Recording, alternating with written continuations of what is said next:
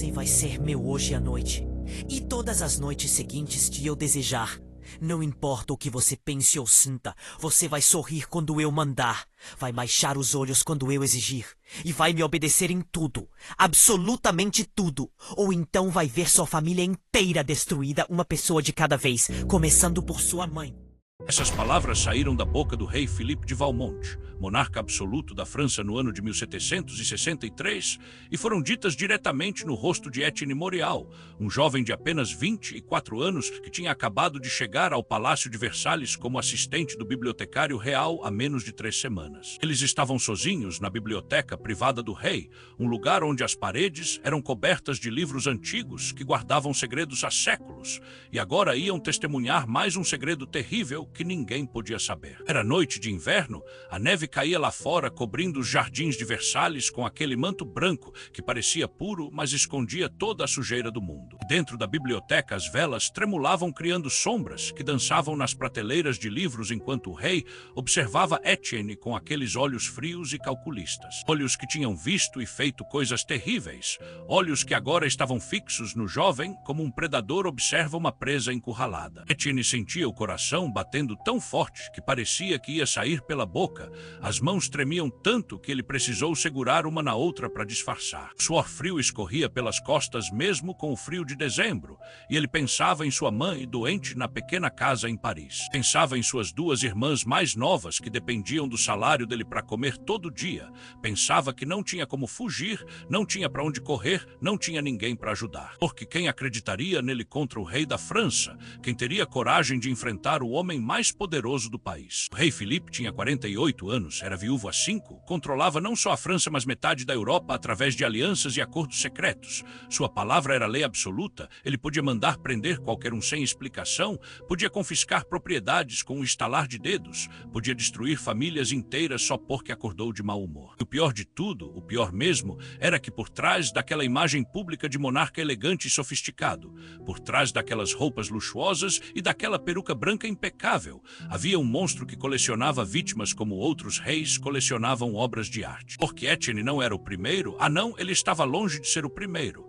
O rei tinha um padrão, um método, uma obsessão que vinha de anos. Ele escolhia jovens bonitos que chegavam à corte, geralmente de famílias pobres ou em dificuldades, jovens que não tinham poder nem proteção, jovens que precisavam desesperadamente do emprego no palácio para sustentar suas famílias. E então ele armava a situação, criava oportunidades de ficar a sós com eles e fazia a mesma oferta que não era oferta nenhuma, era uma sentença de prisão sem grades. Naquele momento, com o dedo do rei apontado para o seu rosto e aquelas palavras venenosas ainda ecoando no ar, Etienne entendeu que sua vida como ele conhecia tinha acabado ali mesmo. Ele tinha 24 anos, era inteligente, tinha estudado em seminário durante anos, sabia ler e escrever em latim, francês e inglês, adorava livros e tinha sonhado a vida inteira em trabalhar numa biblioteca. E quando conseguiu a posição em Versalhes, tinha achado que era a realização de todos os seus sonhos. Que idiota ingênuo ele tinha sido. O rei se aproximou mais, tão perto que Etienne conseguia sentir o cheiro de vinho caro no hálito dele misturado com perfume francês caríssimo. E sussurrou com aquela voz que era ao mesmo tempo suave e ameaçadora: "Você tem até a meia-noite para aparecer na passagem secreta atrás da galeria de retratos. Sabe onde fica? Não sabe, claro que sabe. Todos os novatos descobrem onde ficam as passagens secretas do palácio, e se não aparecer, amanhã de manhã sua mãe vai receber a notícia de que você foi preso por roubo de livros raros da biblioteca real. E você sabe o que acontece com ladrões que roubam do rei, não sabe. Eles vão para as masmorras e nunca mais saem. E enquanto você apodrece lá embaixo, sua família fica na rua sem ninguém para trabalhar, sem ninguém para trazer comida, sem nada. E você já está sentindo a tensão dessa história subindo pela espinha? Se essa cena te deixou com o coração acelerado, querendo saber o que vai acontecer com Etienne, então deixa aquele like agora. Porque você acabou de entrar numa das histórias mais intensas e perturbadoras que já contei aqui no canal Realeza Perversa. E acredite, isso aqui está apenas começando. Então curte aí para que o YouTube mostre esse vídeo para mais pessoas que não têm medo de conhecer o lado mais sombrio do poder absoluto. Mas antes de continuar com o que aconteceu naquela noite terrível, você precisa entender quem eram essas 2 pessoas, porque essa história não começou começou ali na biblioteca, ela começou muito antes, com escolhas e circunstâncias que levaram ambos até aquele momento de confronto. O rei Filipe de Valmont não nasceu monstro, ninguém nasce monstro, a gente vai virando aos poucos, escolha por escolha, crueldade por crueldade, até que um dia você olha no espelho e não reconhece mais a pessoa que era. Filipe era o terceiro filho do rei anterior, nunca deveria ter sido rei, tinha 2 irmãos mais velhos na frente dele, mas o destino ou a maldade ou sei lá o que fez com que os 2 morressem. O primeiro numa batalha estúpida numa guerra que ninguém lembra mais o motivo. O segundo de uma febre misteriosa que os médicos nunca conseguiram explicar direito. Então Filipe virou rei com 30 anos, jovem demais, despreparado e com uma raiva enorme dentro do peito porque ele tinha sido ignorado a vida inteira, tratado como filho que não importava, o que não precisava ser educado para governar. Quando o poder caiu no colo dele de repente, essa raiva se transformou em algo perigoso, se transformou numa necessidade doentia de controlar tudo e todos ao seu redor, de provar que ele tinha poder absoluto, que ninguém podia dizer não para ele em nada. Nos primeiros anos de reinado ele foi um rei até que decente, se casou com uma princesa alemã numa aliança política. Tiveram 2 filhos que morreram ainda bebês de doenças que a medicina da época não conseguia curar, e isso quebrou alguma coisa dentro dele e dentro da rainha também. Ela se afastou, foi morar numa ala distante do palácio, mal falavam mais, e 5 anos depois ela morreu, oficialmente de pneumonia, mas todo mundo na corte sussurrava que tinha sido de tristeza mesmo, de desistir de viver. E foi depois da morte da rainha que Filipe desandou de vez. Sem a presença dela, sem nem mesmo aquela fachada de casamento que mantinha alguma aparência de normalidade, ele começou a revelar o que realmente era. Começou pequeno, com abusos de poder aqui e ali, demitindo servos sem motivo, prendendo pessoas por crimes inventados, mas foi escalando, até que chegou nessa obsessão doentia que arruinou mais de uma dúzia de vidas. O primeiro foi há 7 anos, um músico jovem e talentoso que tinha vindo de Viena tocar na orquestra do palácio. Ninguém sabe exatamente o que aconteceu porque o garoto desapareceu depois de 6 meses. Simplesmente sumiu. Dizem que foi mandado embora, dizem que fugiu, dizem que morreu, ninguém sabe ao certo. Depois dele vieram outros, sempre o mesmo padrão, sempre jovens bonitos e talentosos, sempre de famílias pobres, sempre sem proteção. Ao longo dos anos o rei aperfeiçoou seu método. Ele descobriu que a chave era escolher vítimas que estavam presas por necessidade, pessoas que precisavam desesperadamente do emprego, que tinham famílias dependendo delas, dívidas esmagadoras, situações impossíveis. Porque aí ele não precisava usar força física, não precisava de prisões reais, a prisão era invisível, mas mais forte que correntes de ferro. A prisão era a necessidade, o medo, o desespero. E Filipe gostava disso. Gostava de ver seus olhos, gostava de sentir o poder absoluto que tinha sobre eles, gostava de saber que com uma palavra ele podia destruir não só a vida deles, mas de todas as pessoas que amavam. Era um tipo de crueldade psicológica que em alguns aspectos era pior que violência física, porque deixava as vítimas acordadas, funcionando, sorrindo em público, mas completamente destruídas por dentro. A corte todo mundo sabia, mas ninguém falava, existia um código de silêncio absoluto, porque quem ousasse falar algo contra o rei simplesmente desaparecia, perdia tudo, era arruinado. Os outros nobres fingiam não ver nada, os servos mantinham os olhos baixos, os conselheiros mudavam de assunto, e as vítimas não tinham para quem correr, não tinham como denunciar, porque denunciar para quem? Para o próprio rei. Agora me conta de onde você está assistindo essa história, de qual cidade do Brasil ou do mundo você acompanha as narrativas mais intensas e proibidas da realeza perversa. Deixa aqui nos comentários sua localização. Eu leio todos os comentários e fico impressionado com a coragem de vocês em conhecerem essas verdades obscuras sobre o poder absoluto. Então me fala aí, você está em São Paulo, no Rio, em Portugal, nos Estados Unidos, onde quer que esteja, deixa registrado aqui embaixo. Etienne Moreau era completamente diferente do rei em todos os aspectos possíveis.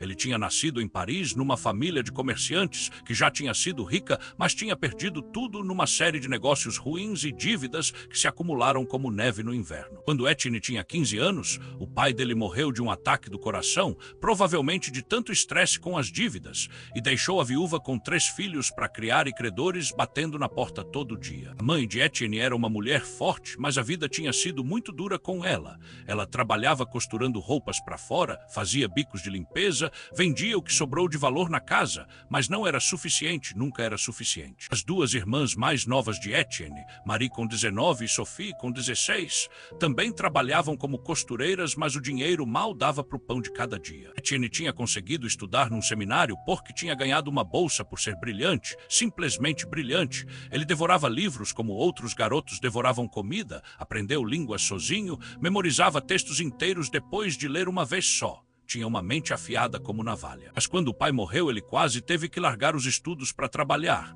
Foi só por insistência da mãe, que disse: filho, você tem que terminar os estudos, é a única coisa que ninguém pode tirar de você. Que ele continuou. Se formou aos 22, saiu do seminário sem virar padre porque percebeu que não tinha vocação religiosa de verdade, mas com uma educação excelente e fluência em várias línguas. Trabalhou durante um ano como tutor de filhos de nobres, ganhava uma miséria, mas ajudava em casa, até que ouviu falar de uma vaga de assistente de bibliotecário no Palácio de Versalhes. Era o emprego dos sonhos dele, trabalhar com livros, numa das maiores bibliotecas da Europa, no palácio mais famoso do mundo, e o salário era 3 vezes o que ele ganhava como tutor. Ele se candidatou sem grandes esperanças porque eram centenas de candidatos, mas fizeram um teste de conhecimento e ele arrasou. Simplesmente destruiu a prova, citou livros de cor, traduziu textos do latim e do grego na hora. Impressionou tanto que foi contratado na mesma semana. Quando ele contou para a mãe, ela chorou de alegria, abraçou ele com tanta força e disse: filho, você conseguiu, você vai trabalhar no palácio do rei, imagina só meu filho em Versalhes. As irmãs dele ficaram tão orgulhosas,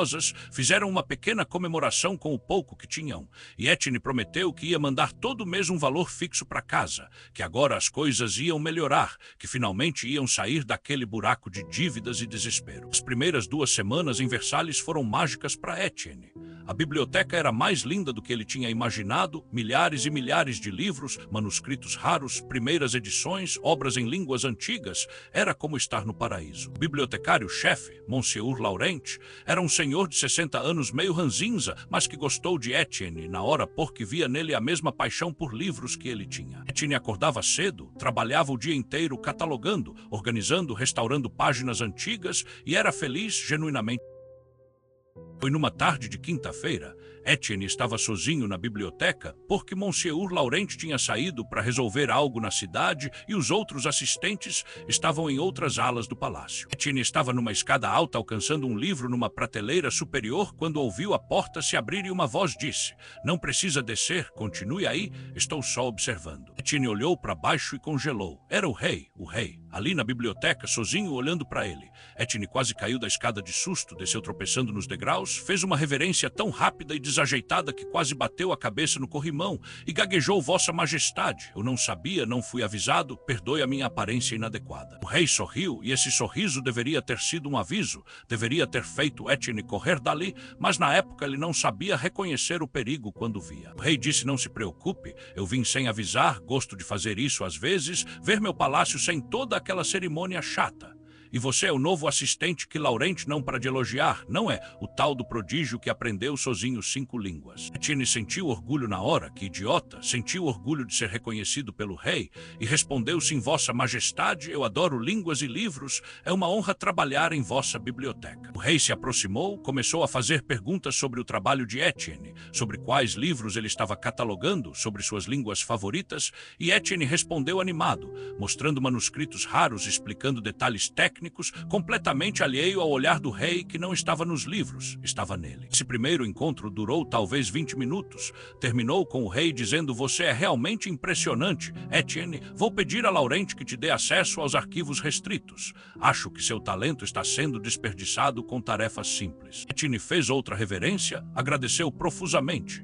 E o rei saiu deixando um rastro de perfume caro e uma sensação estranha no ar que Etienne não conseguia identificar. Nos dias seguintes o rei voltou mais 3 vezes, sempre no final da tarde, sempre quando Etienne estava sozinho ou quase sozinho. E Etienne, na sua inocência, na sua empolgação de ser notado por alguém tão importante, não percebeu o padrão, não percebeu que esses encontros eram arranjados, que o rei estava criando situações propícias, que ele estava sendo caçado como um animal e nem sabia. Foi só quando uma serva mais velha, uma mulher que trabalhava há 30 anos no palácio, puxou Etienne num canto e sussurrou com os olhos cheios de preocupação: "Tenha cuidado, menino. Quando o rei presta muita atenção em alguém como você, nunca é pelos motivos certos", que Etienne começou a sentir um frio na espinha. Ele perguntou o que ela queria dizer, mas a mulher balançou a cabeça e saiu rápido, como se tivesse medo de ter dito demais.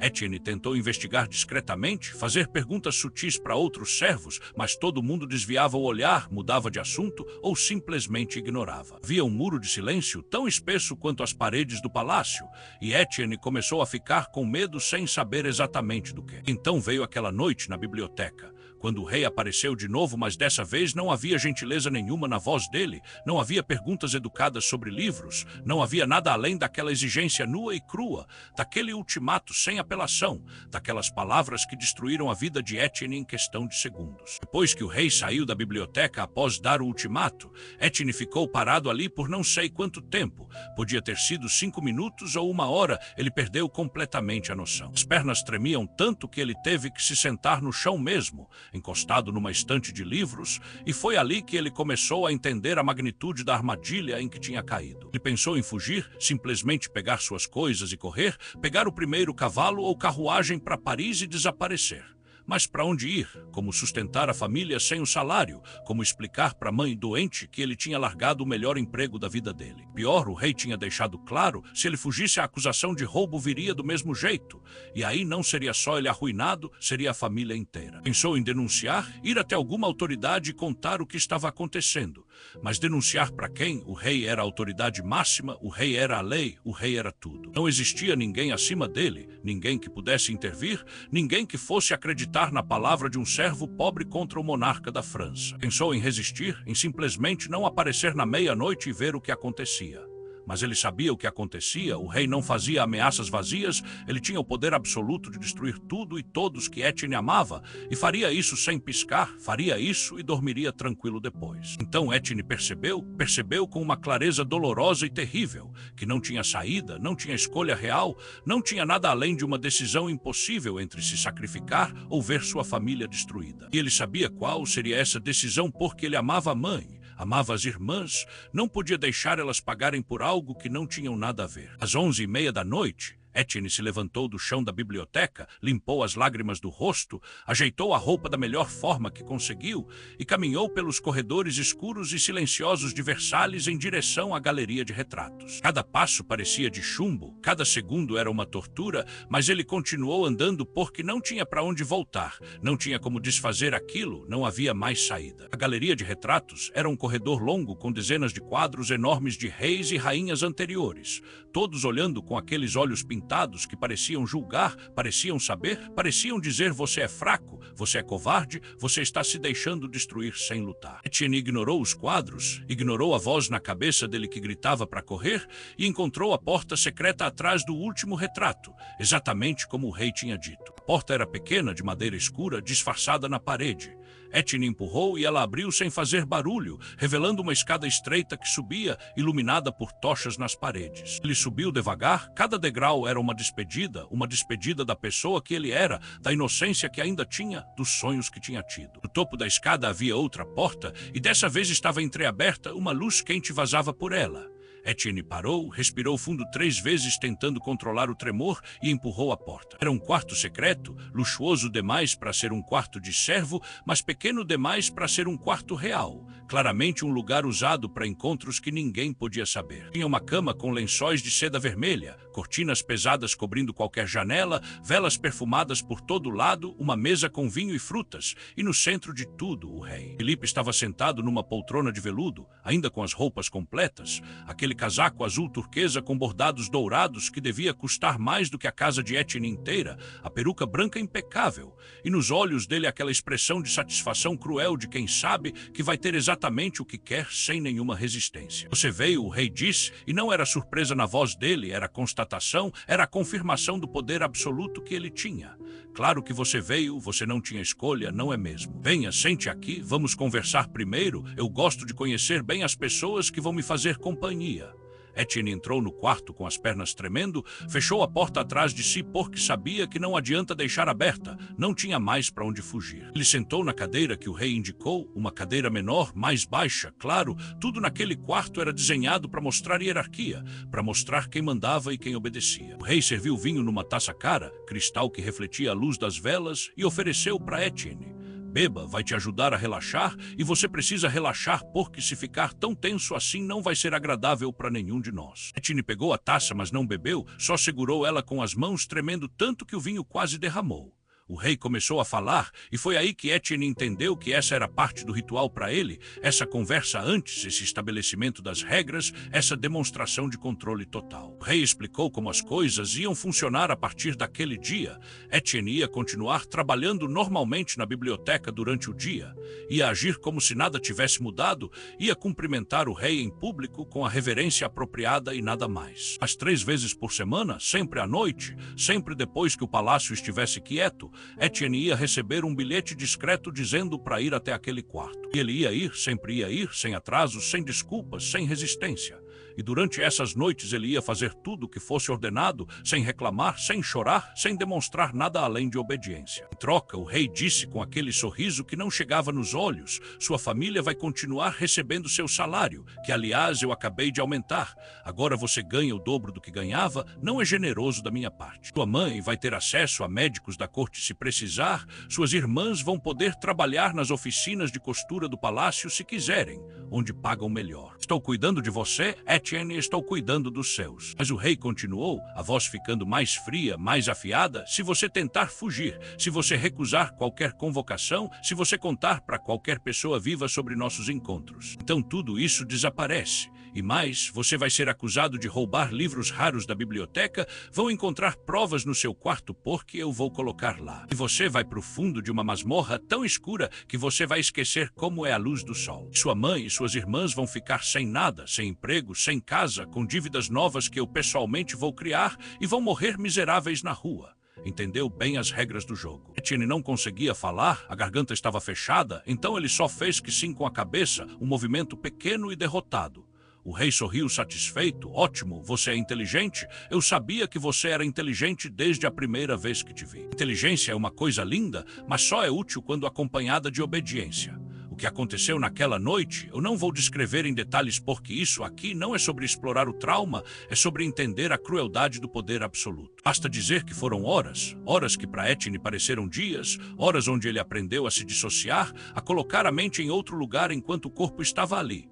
Horas onde ele repetia mentalmente nomes e datas de livros que tinha lido, qualquer coisa para não estar presente naquele momento. Quando finalmente acabou, quando o rei disse você pode ir agora, e não se esqueça, isso fica entre nós, Etienne se vestiu com as mãos ainda tremendo, saiu daquele quarto, desceu aquela escada, atravessou a galeria de retratos e foi para o quarto dele no sótão. Lá ele ficou sentado na cama estreita e dura, olhando para a parede, sem conseguir chorar, sem conseguir sentir nada além de um vazio enorme. Ele não dormiu naquela noite, como ia dormir, ficou acordado vendo o céu clarear pela janela pequena, ouvindo os pássaros começarem a cantar, e pensando que ontem ele era uma pessoa e hoje era outra, ontem ele tinha dignidade e hoje não tinha mais nada, ontem ele tinha futuro e hoje só tinha sobrevivência. De manhã ele se levantou, lavou o rosto com água fria, colocou a roupa de trabalho e foi para a biblioteca. Monsieur Laurent o cumprimentou normalmente, deu a ele uma lista de tarefas do dia e comentou: você está com uma cara péssima, está doente, quer tirar o dia de folga. Etienne disse: não senhor, estou bem, só dormi mal, e começou a trabalhar. E assim começou a rotina do inferno, uma rotina que ia durar meses e que ia quebrar Etienne aos poucos, pedaço por pedaço, até quase não sobrar nada dele. Durante o dia ele trabalhava na biblioteca, catalogava livros, restaurava páginas antigas, conversava com Monsieur Laurent sobre técnicas de preservação de manuscritos, e parecia normal, parecia o mesmo Etienne de antes. Mas por dentro ele estava morrendo, cada dia um pouco mais, cada hora um pedaço a menos de humanidade. 3 vezes por semana, como o rei tinha estabelecido, chegava um bilhete discreto, sempre entregue por um servo diferente que nunca olhava nos olhos dele, sempre apenas uma linha dizendo: hoje à noite, meia-noite, você sabe onde. E Etienne ia, sempre ia, porque não tinha escolha, porque as ameaças eram reais, porque ele não podia colocar a família em risco. As noites no quarto secreto viraram um borrão de horror que Etienne tentava esquecer assim que terminava. Ele criou uma capacidade impressionante de dividir sua vida em compartimentos. Durante o dia ele era o bibliotecário bibliotecário dedicado. Durante a noite ele era vítima silenciosa e nunca deixava os dois se misturarem porque se deixasse ia enlouquecer de vez. Mas o pior de tudo, não eram as noites em si, era o dia seguinte aos encontros, quando o rei aparecia na biblioteca durante o dia em visita oficial, rodeado de conselheiros e nobres. Cumprimentava Etienne com um aceno distante e educado, como se fosse apenas mais um servo qualquer, como se não tivesse acontecido nada na noite anterior, como se Etienne não fosse nada além de um objeto que ele usava e depois esquecia. E Etienne tinha que fazer reverência, tinha que baixar os olhos, tinha que responder sim Vossa Majestade quando era perguntado algo, tinha que agir como se tudo fosse normal, enquanto por dentro ele queria gritar, queria acusar, queria que alguém visse o que estava acontecendo. Mas ninguém via, ou se viam fingiam não ver, porque na corte de Versalhes o silêncio era a regra de ouro e quem quebrava essa regra pagava caro demais. Etienne começou a emagrecer, a comida não descia mais, ele comia só o necessário para não desmaiar, mas tinha perdido completamente o apetite. Não dormia direito, tinha pesadelos constantes, acordava suado e tremendo mesmo nas noites que não tinha convocação. Os olhos dele ficaram fundos, com olheiras roxas permanentes, e Monsieur Laurent perguntava cada vez mais preocupado se ele estava bem. Etienne mentia, dizia que estava com problemas de estômago, que era só uma fase que logo passava, e continuava trabalhando porque o trabalho era a única coisa que ainda fazia sentido, a única coisa que ainda conectava ele com a pessoa que era antes, com os sonhos que tinha tido de trabalhar com livros e ser feliz fazendo isso. Passou 1 mês, 2 meses, 3 meses. Etienne começou a se sentir como um autômato, um boneco mecânico que executava funções, mas não sentia mais nada. Ele mandava dinheiro para casa religiosamente, escrevia cartas curtas. Etienne estava na biblioteca organizando um lote de livros novos que tinham chegado de uma biblioteca privada que o rei tinha comprado de um nobre falido, quando encontrou um livro diferente no meio dos volumes de história e filosofia. Era um diário encadernado em couro marrom velho e gasto, sem título na capa, apenas iniciais gravadas que Etienne não reconheceu. Curioso, porque diários geralmente não ficavam misturados com livros para venda, Etienne abriu e começou a ler. E o que ele leu fez o sangue dele gelar nas veias. Era o diário de um jovem que tinha trabalhado em Versalhes 5 anos atrás, e as entradas contavam uma história terrivelmente familiar, descreviam encontros noturnos forçados com o rei, descreviam as mesmas ameaças, o mesmo quarto secreto, os mesmos padrões de abuso. O jovem do diário se chamava Antoine, tinha 19 anos na época, trabalhava como copista e escrevia suas entradas, com um desespero crescente que Etienne reconhecia porque ele sentia o mesmo. Etienne leu página após página com as mãos tremendo, reconhecendo cada detalhe, cada método, cada palavra que o rei usava que eram as mesmas que usava com ele. Então chegou nas últimas entradas, e elas eram cada vez mais curtas, mais desesperadas, até a última que dizia apenas não aguento mais, não consigo mais, peço perdão à minha família, mas não tenho mais forças. E depois dessa entrada, nada mais, o diário terminava ali. Etienne fechou o livro e ficou olhando para a capa por um longo tempo, e então foi verificar os registros antigos de servos do palácio, coisa que ele tinha acesso porque trabalhava com arquivos. Procurou pelo nome Antoine, achou o registro, e lá estava Antoine Mercier, copista, admitido em 1757, falecido em 1758, causa da morte listada como acidente de queda de uma torre do palácio. Etienne sentiu algo acordar dentro dele, algo que tinha estado dormente desde aquela primeira noite. Uma raiva que começou como uma brasinha pequena, mas que ele sabia que podia crescer. Porque ele não era o primeiro, provavelmente não era nem o segundo ou terceiro, havia outros, havia uma trilha de vidas destruídas antes dele, e provavelmente haveria mais depois se ninguém fizesse nada. E foi naquele momento, segurando aquele diário nas mãos, que Etienne tomou uma decisão que ia mudar tudo. Ele não podia fugir, não podia denunciar, não podia se recusar, mas tinha uma coisa que ele podia fazer, tinha uma habilidade que ninguém ia suspeitar. Ele era um escriba, um documentador nato, um homem que tinha passado anos aprendendo a registrar informações com precisão absoluta. Ele podia documentar, podia criar um registro meticuloso de tudo o que estava acontecendo, cada encontro, cada ameaça, cada detalhe, e esconder esse registro onde ninguém ia procurar, até que um dia, quem sabe, pudesse ser usado. Aquela noite, Etienne começou seu próprio diário secreto. Ele usou um livro velho de contabilidade que estava marcado para descarte, tinha páginas em branco no final, perfeito. Escondeu esse livro entre volumes enormes de enciclopédias numa prateleira alta da biblioteca, que ninguém nunca mexia porque os livros eram pesados demais e o conteúdo desatualizado. Todas as noites depois do trabalho, antes de ir para o quarto ou quando voltava de uma convocação do rei, Etienne escrevia. Escrevia com uma precisão de advogado, documentava datas, horas, lugares, o que era dito, o que era feito, as ameaças específicas que eram feitas. Escrevia sem emoção, apenas fatos, porque ele sabia que se esse registro algum dia fosse lido por alguém que pudesse fazer algo, precisava ser irrefutável, precisava ser tão detalhado que não pudesse ser negado. E essa prática de escrever, de documentar, começou a fazer algo inesperado, começou a dar a Etienne um senso de propósito de novo, uma sensação de que ele não era completamente impotente, que ele estava fazendo algo, mesmo que fosse pequeno, mesmo que talvez nunca levasse a nada. Era melhor do que só aceitar passivamente, era uma forma de resistência silenciosa. Você está sentindo a angústia de Etienne neste momento? A sensação de estar completamente preso numa teia sem saída? Então me diz nos comentários, se você estivesse no lugar dele, o que você faria? Continuaria tentando documentar arriscando ser descoberto? Ou se submeteria completamente para proteger quem ama? Não há julgamento aqui, porque quando o poder absoluto te esmaga. Sobrevivência é a única lei. Deixa sua resposta nos comentários, porque quero saber o que você pensa sobre esse dilema impossível. Mas documentar sozinho não era suficiente. Etienne precisava entender melhor o sistema. Precisava saber se havia outros, se havia alguém que pudesse ajudar, se havia alguma fraqueza nessa fortaleza de poder absoluto que o rei tinha construído. Então ele começou a prestar atenção de verdade nas dinâmicas do palácio.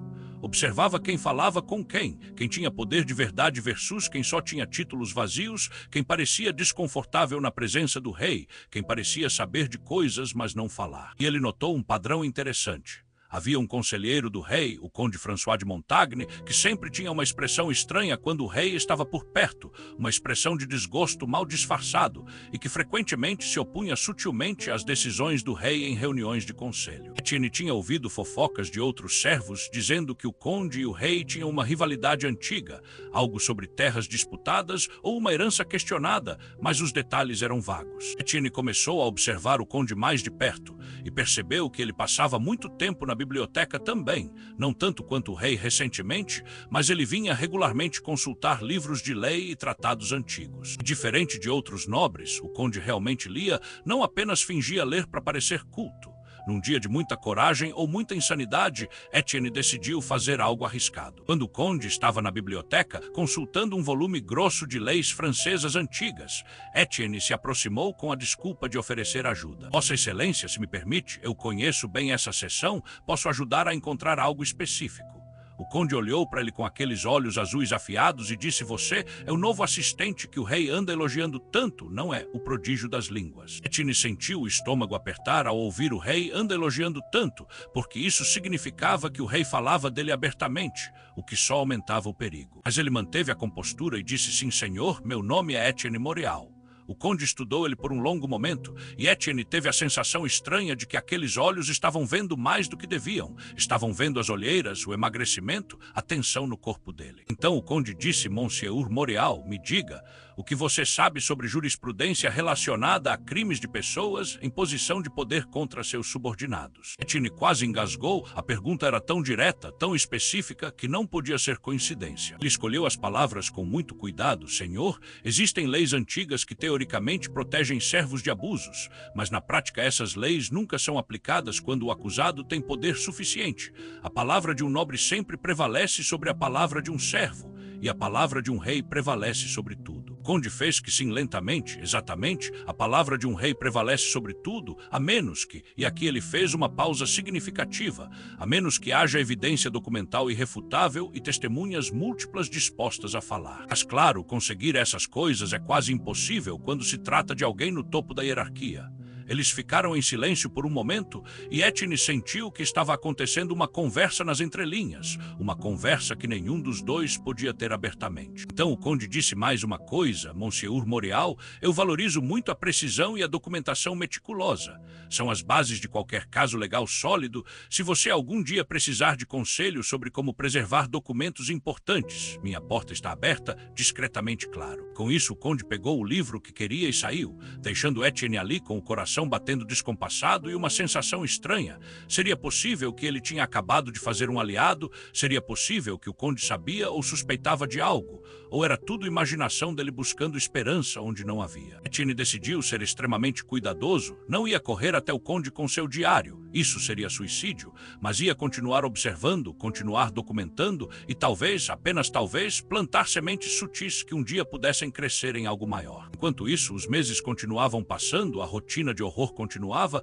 mas agora Etienne tinha algo que não tinha antes. Tinha um objetivo além de apenas sobreviver, tinha a possibilidade distante de justiça, mesmo que levasse anos, mesmo que ele não vivesse para ver. Ele começou a ampliar sua documentação, não era apenas sobre o que acontecia com ele começou a investigar discretamente outros casos. Conversava com servos mais velhos, fazendo perguntas casuais sobre pessoas que tinham trabalhado no palácio antes, sobre acidentes estranhos, sobre gente que tinha sumido de repente. E os padrões começaram a aparecer como constelações se formando no céu noturno quando você olha por tempo suficiente. Nos últimos 10 anos, pelo menos 8 jovens servos do sexo masculino tinham deixado o palácio em circunstâncias estranhas, alguns oficialmente demitidos por roubo ou incompetência, outros desaparecidos, um morto em acidente como Antoine. Etienne anotou cada nome, cada detalhe que conseguiu descobrir, cada inconsistência nas histórias oficiais. Seu diário secreto estava crescendo, página por página, virando um dossiê completo dos crimes do rei. Mas quanto mais ele descobria, mais perigoso ficava,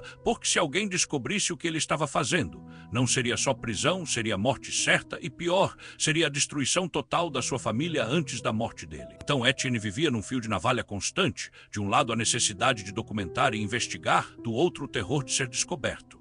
Ele dormia mal, comia menos ainda, estava ficando uma sombra de si mesmo, mas não podia parar porque agora não era só sobre ele, era sobre todas as vítimas que vieram antes e as que viriam depois se ninguém fizesse nada. No 5º mês dessa rotina infernal, Etienne estava na biblioteca numa tarde chuvosa quando um servo novo chegou no palácio, um garoto de não mais que 18 anos chamado Michel, que tinha sido contratado como assistente de jardineiro. Etienne não teria prestado atenção nele normalmente, mas algo no jeito que o rei olhou para esse garoto durante uma inspeção nos jardins fez o sangue de Etienne gelar. Era aquele olhar, aquele mesmo olhar que o rei tinha dado para Etienne meses atrás, um olhar de predador escolhendo a próxima presa, um olhar que avaliava, calculava, planejava. E Michel era exatamente o tipo, jovem, bonito de uma forma delicada, claramente de família pobre pelas roupas remendadas, e com aquela expressão de gratidão desesperada por ter conseguido emprego no palácio. Etienne sentiu uma náusea subir pela garganta porque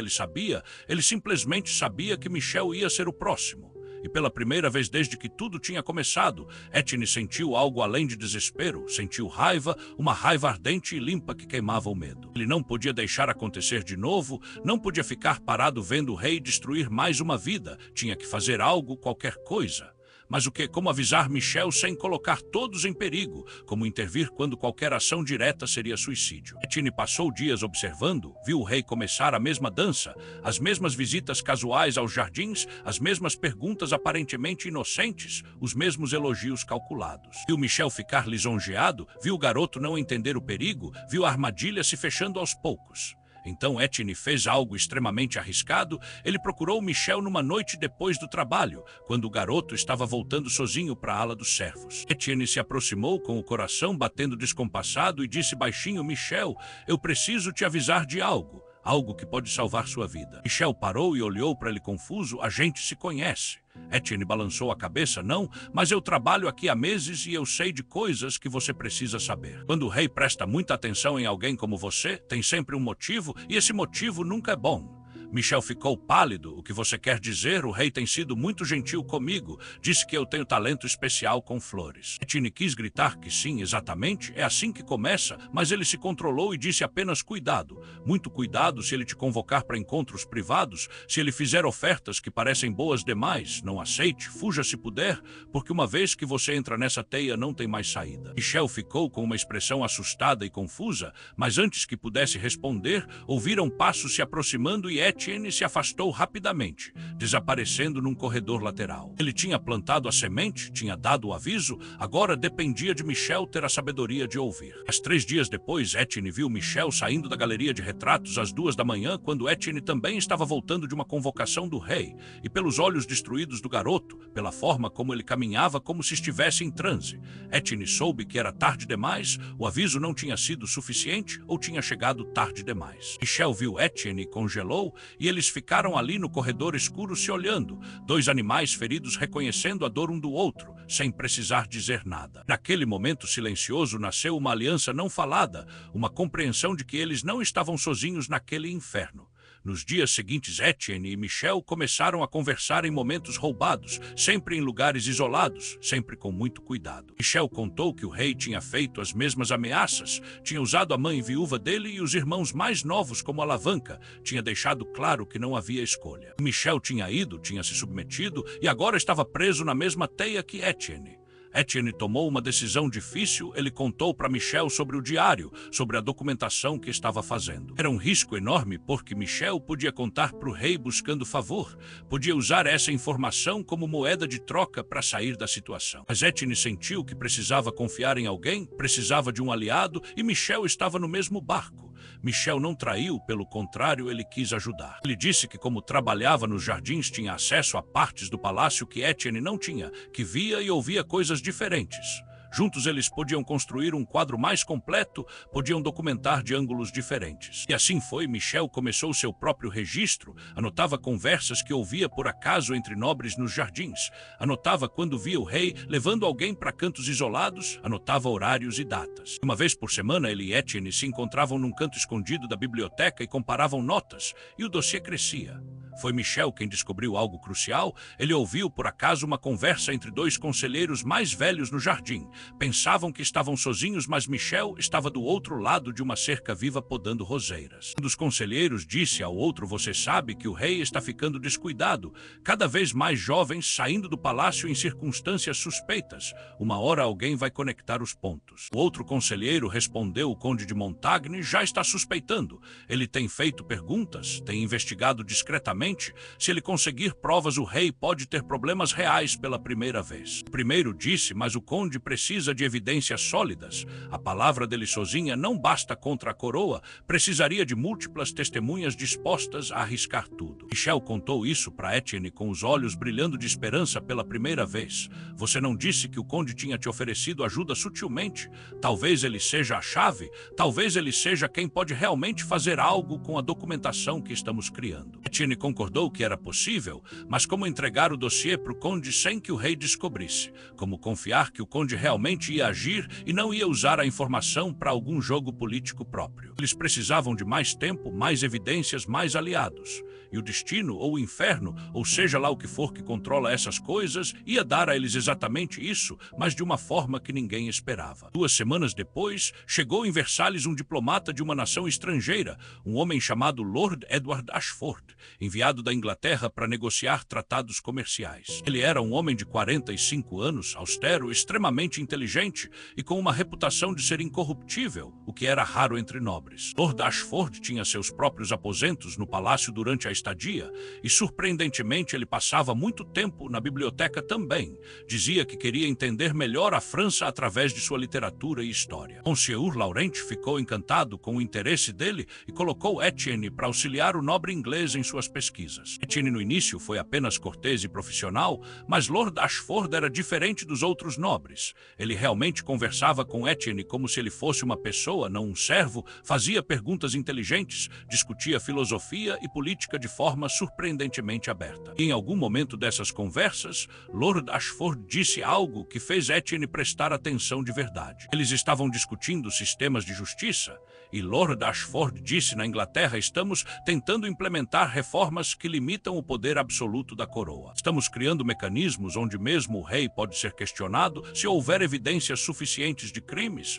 É uma ideia radical, mas necessária, porque poder absoluto sem vigilância sempre leva a abusos terríveis." Etienne sentiu como se Lord Ashford estivesse falando diretamente com ele e tomou coragem para perguntar mais. "E quando o crime é cometido por alguém tão poderoso que ninguém ousa testemunhar?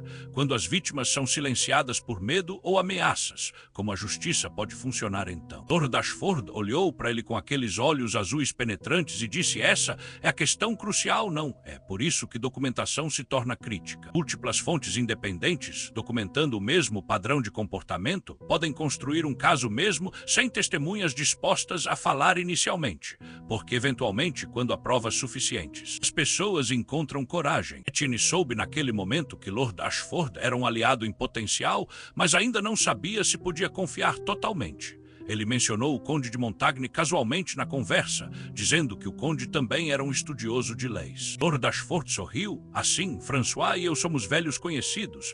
Nós nos correspondemos há anos sobre reformas legais. Ele é um dos poucos homens nesta corte que acredita em Estado de Direito acima de lealdades pessoais. Peças começaram a se encaixar na cabeça de Etienne. O Conde de Montagne não estava sozinho na suspeita. Ele tinha aliados internacionais, tinha uma rede, tinha recursos. Talvez, apenas talvez, esse fosse o caminho para a justiça que parecia impossível. Mas Etienne não podia simplesmente entregar o dossiê para Lord Ashford ou para o Conde, ainda não, porque se eles decidissem não agir, ou se algo desse errado, Etienne e Michel e todos que eles amavam estariam acabados. Eles precisavam de um plano melhor, mais seguro, mais garantido. Foi Michel quem teve a ideia brilhante, e se a gente não entregasse o dossiê diretamente, e se a gente criasse uma situação onde eles descobrissem por conta própria, onde eles achassem as evidências como se fosse por acaso, aí eles não poderiam nos culpar se algo desse errado. Etienne pensou sobre isso e concordou que fazia sentido, mas como fazer isso? Como plantar evidências sem que parecesse plantado? A resposta veio de uma fonte inesperada, Monsieur Laurent, o bibliotecário-chefe. O velho senhor tinha notado que Etienne estava diferente. Tinha tentado várias vezes conversar sobre o que estava acontecendo, mas Etienne sempre desviava. Até que um dia Laurent chamou Etienne para o escritório dele e fechou a porta. Uma conversa séria estava por vir. Etienne, meu filho, Laurent disse com aquela voz gentil de avô, eu sou velho, trabalho neste palácio há 40 anos, já vi muita coisa feia que as paredes douradas escondem, e eu reconheço os sinais quando vejo. Você está sofrendo algo terrível e não pode falar, estou certo. Etienne sentiu os olhos encherem de lágrimas pela primeira vez em meses. Alguém tinha visto, alguém tinha realmente visto e se importado, e foi difícil demais não desmoronar ali mesmo. Mas ele só conseguiu dizer, Senhor, eu não posso falar, não posso colocar ninguém em perigo. Laurent fez que sim, eu imaginei, mas você precisa saber que se houver algo que eu possa fazer, qualquer coisa que não coloque você em mais perigo, eu vou fazer, porque eu falei antes e vou falar de novo. Você é como um neto para mim. E ali Etienne tomou uma decisão, ele ia confiar em Laurent, ia contar tudo, porque ele não aguentava mais carregar aquilo sozinho. E porque Laurent era respeitado, era neutro, era alguém que talvez pudesse ajudar de maneiras que Etienne e Michel não podiam. Então Etienne contou tudo, cada detalhe horrível, e viu a expressão de Laurent mudar de preocupação para horror, para raiva, para determinação. Quando Etienne terminou, Laurent ficou em silêncio por um longo momento, e então disse, isso não é a primeira vez que eu ouço sussurros sobre algo assim. Mas nunca tive provas, nunca tive como agir, mas agora temos documentação, temos padrões, temos uma chance de fazer a coisa certa. Laurent revelou algo que Etienne não sabia. Ele e o Conde de Montagne eram amigos de longa data, tinham estudado juntos na juventude. Laurent tinha conexões que Etienne nunca imaginaria. E mais, Laurent sabia que Lord Ashford estava no palácio justamente porque o Conde tinha pedido para ele vir. Não era só sobre tratados comerciais, era sobre a primeira coisa, o rei começou a suspeitar que algo estava diferente. Philippe não era estúpido, ele era cruel e obcecado, mas não era burro, e ele percebeu que Etienne estava menos quebrado do que deveria estar depois de meses de abuso. Percebeu que havia uma centelha nos olhos dele que não deveria estar lá, uma centelha de esperança ou propósito que era perigosa. Então o rei aumentou a frequência das convocações. Não eram mais 3 vezes por semana, eram 4, 5, 6, como se ele quisesse quebrar Etienne completamente antes que fosse tarde demais. Ele ficou mais cruel também, mais sádico, fazendo coisas projetadas especificamente para humilhar e destruir, como se sentisse que estava perdendo o controle e precisava reacertar seu poder. Etienne aguentou porque tinha que aguentar, porque tinha um objetivo agora, mas foi difícil, foi tão difícil que houve noites que ele voltava para o quarto e ficava no chão tremendo por horas, sem conseguir se mover, sem conseguir pensar. E Michel encontrava ele assim às vezes, e ficava ali junto, não dizendo nada porque não havia nada a dizer, apenas uma presença solidária no escuro. A segunda coisa que aconteceu foi ainda pior. O rei começou a chamar Michel também, com mais frequência que antes, e num desses encontros o rei perguntou casualmente, você e aquele bibliotecário Etienne são amigos? Não são? Eu vi vocês conversando sobre o que vocês conversam tanto. Michel quase entrou em pânico, mas conseguiu manter a calma e disse: conversamos sobre plantas, vossa majestade. Ele me ajuda a identificar nomes de flores em latim para eu fazer meu trabalho melhor nos jardins. O rei estudou ele por um longo momento e então disse a HMM: que prestativo, mas cuidado com amizades muito próximas aqui no palácio. Nem todo mundo é confiável. Às vezes pessoas guardam segredos que não deveriam guardar. Era um aviso claro. O rei estava suspeitando de algo mesmo sem saber exatamente o que, e isso era perigosíssimo. Michel contou para Etienne imediatamente e ambos ficaram apavorados. Será que o rei sabia do dossiê? Será que alguém tinha visto eles conversando demais? Será que tudo ia desmoronar antes mesmo do jantar acontecer? Laurent, quando soube, disse: precisamos acelerar. Não podemos esperar 2 semanas. Vou marcar o jantar para daqui a 3 dias. É arriscado porque não dá tempo de preparar direito, mas é mais arriscado ainda esperar. E assim foi decidido. Em 3 dias o destino de todos eles ia ser definido. Nesses 3 dias, Etienne e Michel mal dormiram, terminaram de compilar tudo, organizaram o dossiê de forma que fosse impossível de ignorar: documentos cronológicos, nomes de vítimas, datas específicas, descrições detalhadas, tudo que 2 escribas meticulosos podiam produzir. Era um trabalho de meses transformado num volume encadernado que parecia um livro qualquer, mas era, na verdade, uma bomba relógio. A noite anterior ao jantar, Etienne escreveu uma carta para a mãe, não dizendo nada do que estava acontecendo, mas dizendo o quanto amava ela e as irmãs, dizendo que tudo o que ele tinha feito era para proteger elas, dizendo para ser forte não importa o que acontecesse. Ele não mandou a carta, guardou ela debaixo do colchão, mas escrever ajudou a organizar os pensamentos. Michel também escreveu cartas semelhantes e os 2 conversaram sobre o que poderia acontecer depois do jantar. Melhor cenário: o conde e Lord Ashford acreditariam nas evidências e começariam uma investigação formal, conseguiriam mais testemunhas, construiriam um caso legal sólido. Pior cenário: eles não acreditariam ou não agiriam, e o dossiê acabaria voltando para as mãos do rei de alguma forma, e aí Etienne e Michel estariam mortos e suas famílias destruídas. Cenário médio: talvez eles acreditassem, mas decidissem que era politicamente impossível agir contra o rei e simplesmente engavetariam o caso, mas pelo menos a verdade estaria registrada em algum lugar, para a história, para a posteridade, para que gerações futuras soubessem o tipo de monstro que tinha sentado naquele trono. Etienne descobriu que estava em paz com qualquer cenário porque pelo menos ele tinha tentado, pelo menos ele tinha feito algo, não tinha só aceito passivamente ser destruído. E essa paz era estranha depois de tantos meses de desespero puro, mas era real, era sólida e dava a ele uma força que não sabia que tinha. Chegou a noite do jantar, Laurent tinha arranjado tudo perfeitamente, a biblioteca estava preparada com uma mesa elegante, comida excelente, vinhos caros, tudo o que nobres esperariam. Conde de Montagne chegou pontualmente às 8, Lord Ashford chegou 5 minutos depois, e Laurent os recebeu com aquela hospitalidade tranquila de quem faz isso há décadas. Etienne estava oficialmente ali como assistente, servindo vinho e trocando pratos quando necessário, mas na verdade estava ali para observar tudo de perto, para ver as reações, para estar disponível se precisassem fazer perguntas. Michel não podia estar presente, obviamente. Ele era apenas um jardineiro, não teria motivo para estar num jantar com nobres. Então ele esperava ansioso no seu quarto, rezando para que tudo desse certo. A conversa no jantar começou amena, Laurent falando sobre manuscritos raros que tinha adquirido recentemente, o conde comentando sobre mudanças em leis de propriedade, Lord Ashford compartilhando anedotas sobre a corte inglesa. Etienne serviu vinho, recolheu pratos e estava tão tenso que mal conseguia segurar as bandejas direito. Então Laurent, como se fosse por acaso, comentou a François: eu separei aquele tratado sobre jurisprudência medieval que você tinha pedido na semana passada. Está ali naquela mesa, pode pegar depois, e também tem um manuscrito interessante sobre reformas legais que acho que Edward vai gostar de ver. Conde disse: obrigado, velho amigo, vou pegar sim, e continuou a conversa como se nada fosse. Mas Etienne viu o olhar que Laurent deu, um olhar que dizia: não é sobre o tratado, é sobre o que está do lado do tratado. Passaram mais 40 minutos de conversa educada. Etienne achava que ia explodir de ansiedade, e então finalmente Laurent sugeriu: vamos nos servir de mais vinho.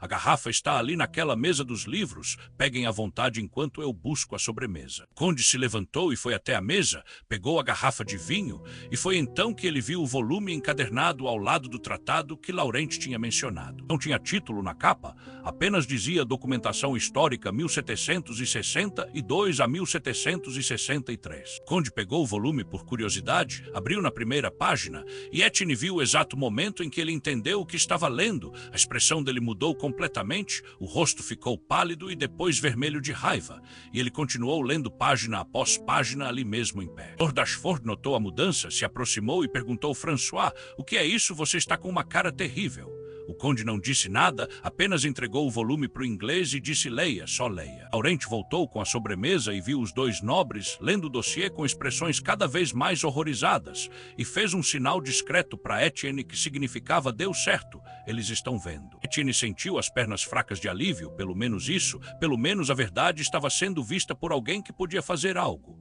Passaram 20 minutos em silêncio pesado, apenas o som de páginas sendo viradas, de respirações ficando mais pesadas, de murmúrios abafados de choque e raiva. Finalmente, Lord Ashford fechou o volume, olhou para Laurent e perguntou direto quem compilou isso: Laurent. Laurent olhou para Etienne e disse: meu assistente aqui, com a ajuda de outra vítima, eles documentaram tudo ao longo de meses, correndo risco de morte a cada momento, porque alguém precisava criar um registro do que esse monstro está fazendo. O conde olhou para Etienne e havia lágrimas nos olhos dele, lágrimas de raiva e de algo que parecia vergonha, perdão por não ter agido antes, por não ter visto antes, por ter deixado isso acontecer debaixo do meu nariz por tanto tempo. Etienne não conseguiu responder porque a garganta estava fechada. Lord Ashford disse: isso é evidência suficiente para derrubar qualquer homem em qualquer corte da Europa. A questão é como usar isso sem colocar todos os envolvidos em perigo imediato. O rei tem poder de prender e executar sem julgamento. Se ele descobrir essa documentação antes de estarmos prontos, vai matar todo mundo aqui e destruir as evidências. O conde disse: estou pensando nisso há meses, desde que comecei a suspeitar, e a única forma que vejo é construir uma coalizão de nobres poderosos o suficiente que juntos sejam uma ameaça ao rei, nobres que ele não pode simplesmente prender ou ignorar, e apresentar o caso numa audiência formal do Conselho Real, onde ele não possa fugir da verdade. Laurent disse: quantos nobres você precisa? O conde pensou: pelo menos 8, talvez 10, todos com territórios e exércitos próprios, todos dispostos a arriscar a posição deles por justiça. Não vai ser fácil porque a maioria dos nobres aqui são covardes ou cúmplices. Lord Ashford disse: eu posso trazer pressão de fora. A Inglaterra e outras nações estão observando a França com cuidado. Se houver rumores sólidos de que o rei está cometendo crimes assim tão graves, podemos ameaçar com consequências diplomáticas. Nenhum rei quer ser isolado internacionalmente, mesmo um rei absoluto. Eles conversaram até tarde da noite, elaborando um plano complexo que levaria semanas ou talvez meses para executar. O conde ia começar a sondar discretamente outros nobres que ele suspeitava terem escrúpulos, ia fazer alianças, ia construir uma base de apoio. Lord Ashford ia mandar correspondências cifradas para os aliados dele em outras cortes europeias, preparando o terreno diplomático. Laurent ia continuar com as aparências normais, protegendo Etienne e Michel. E Etienne e Michel, o que eles iam fazer? Continuar sobrevivendo, continuar documentando qualquer coisa nova, continuar fingindo que nada tinha mudado, porque se o rei suspeitasse que algo estava sendo tramado, tudo desmoronaria. Antes de sair, o conde puxou Etienne para um canto e disse: você tem mais coragem que a maioria dos homens que eu conheço. O que você fez, esse registro, vai mudar tudo, vai salvar outras vidas. Eu prometo que vou fazer justiça ser feita, nem que seja a última coisa que eu faça. Etienne apenas fez que sim com a cabeça porque não confiava na voz dele para responder. Aquela noite, Etienne contou tudo para Michel, e os dois tiveram um momento de esperança genuína pela primeira vez em meses. Talvez, apenas talvez, houvesse uma luz no fim daquele túnel interminável de horror. Mas a esperança é uma coisa perigosa quando você está lidando com monstros, porque monstros farejam esperança como tubarões farejam sangue na água, e eles atacam mais ferozmente quando percebem que a presa está começando a acreditar que pode escapar. Nos dias seguintes ao jantar, Etienne tentou manter tudo normal, mas era difícil, porque agora tinha esperança de verdade, tinha um plano real em movimento, e isso mudava tudo internamente mesmo que externamente nada pudesse mudar ainda. Ele continuou indo aos encontros com o rei quando convocado, continuou aguentando as crueldades, mas agora havia um countdown mental. Cada noite era uma noite a menos, porque o conde estava trabalhando, estava construindo a coalizão, estava chegando mais perto de poder agir. Michel também sentia a mudança. Ele contou que o conde tinha visitado os jardins e tinha trocado um olhar com ele. Um olhar que dizia: eu sei, eu estou trabalhando nisso, aguenta firme. Era pouco, mas era algo, era um reconhecimento de que eles não estavam mais sozinhos naquilo. O conde de Montagne estava sendo extremamente cuidadoso. Ele não podia simplesmente chegar nos outros nobres e dizer: o rei é um predador, vamos derrubá-lo. Isso seria suicídio e trairia o segredo antes da hora. Então ele usou outros métodos. Ele começou a organizar jantares privados, caçadas, encontros que pareciam sociais, mas onde ele plantava sementes de dúvida, fazia perguntas sobre integridade e limites de poder real. Sondava as opiniões das pessoas sobre justiça e Estado de Direito. E ele descobriu algo interessante: havia mais nobres insatisfeitos com o rei do que se imaginava. Não porque fossem santos, longe disso, mas porque Filipe nos últimos anos tinha abusado de poder de tantas formas diferentes que tinha criado inimigos em toda parte. Ele tinha confiscado propriedades baseado em acusações falsas, tinha prendido pessoas por capricho, tinha quebrado alianças matrimoniais que eram importantes para várias famílias, tinha sido cruel e arbitrário em tantas decisões que a lista de pessoas com rancor era longa. Então o conde percebeu que não precisava convencer ninguém de que o rei era mau, precisava apenas canalizar essa insatisfação existente, dar a ela um foco, um objetivo comum. E lentamente, muito lentamente, um grupo começou a se formar, 8 nobres no total além do conde, cada um trazendo territórios significativos e exércitos privados, cada um com motivos próprios para querer ver o rei enfraquecido ou deposto. Não eram heróis, o conde deixou isso claro quando relatou o progresso para Laurent, que relatava para Etienne. Eles não estão fazendo isso por altruísmo, estão fazendo porque vem vantagem política, porque querem limitar o poder da coroa para proteger seus próprios interesses, mas não importa, o resultado é o mesmo, eles vão apoiar um confronto formal. Enquanto isso, Lord Ashford estava fazendo sua parte no fronte diplomático. Ele tinha mandado cartas cifradas para Londres, para Viena, para Madrid, para Amsterdã, escrevendo em termos cuidadosos que havia preocupações sérias sobre a conduta do rei da França, que havia evidências de abusos de poder sistemáticos, e que as cortes europeias deveriam estar preparadas para responder se a situação escalasse. As respostas começaram a chegar e todas eram variações do mesmo tema: se houver evidências concretas e um movimento interno legítimo na França para questionar o rei, teremos que considerar nossas opções, incluindo sanções diplomáticas e talvez até retirada de embaixadores. Nenhuma corte queria ser vista como apoiando um monarca que estava sendo exposto como criminoso. Então as peças estavam se movendo, lentamente mas se movendo, e havia um plano emergindo. O conde ia convocar uma audiência extraordinária do Conselho Real, algo que tecnicamente ele tinha direito de fazer como um dos membros mais antigos, e nessa audiência ele ia apresentar o dossiê completo e exigir investigação formal. Era arriscado porque o rei podia simplesmente recusar, podia dissolver o conselho, podia prender todo mundo ali mesmo. Mas o conde estava apostando que com 8 nobres poderosos apoiando ele publicamente, com pressão diplomática internacional crescendo, com evidências documentadas sendo apresentadas formalmente, o rei não ia ter escolha a não ser responder de alguma forma. E mesmo se o rei tentasse usar força bruta, os 9 nobres juntos controlavam exércitos suficientes para defender suas posições, para criar uma crise real, para forçar o rei a negociar. Não era uma revolução, era um jaque-mate legal, e se funcionasse, o rei seria forçado a aceitar limitações em seu poder ou enfrentar uma guerra civil que ele poderia perder. A audiência foi marcada para dali a 3 semanas, tempo para garantir que todos os nobres aliados pudessem estar presentes, tempo para Lord Ashford organizar a presença de embaixadores estrangeiros como testemunhas, tempo para Laurent fazer cópias secretas do dossiê caso a original fosse destruída. As 3 semanas é muito tempo quando você está segurando um segredo que pode destruir um rei, e segredos têm uma forma de vazar, especialmente em lugares como Versalhes, onde cada parede tem ouvidos e cada sombra pode esconder um espião. O rei começou a perceber que algo estava errado. Ele não sabia o que exatamente, mas havia um clima diferente na corte, conversas que paravam quando ele entrava, olhares trocados entre nobres que normalmente não conversavam entre si,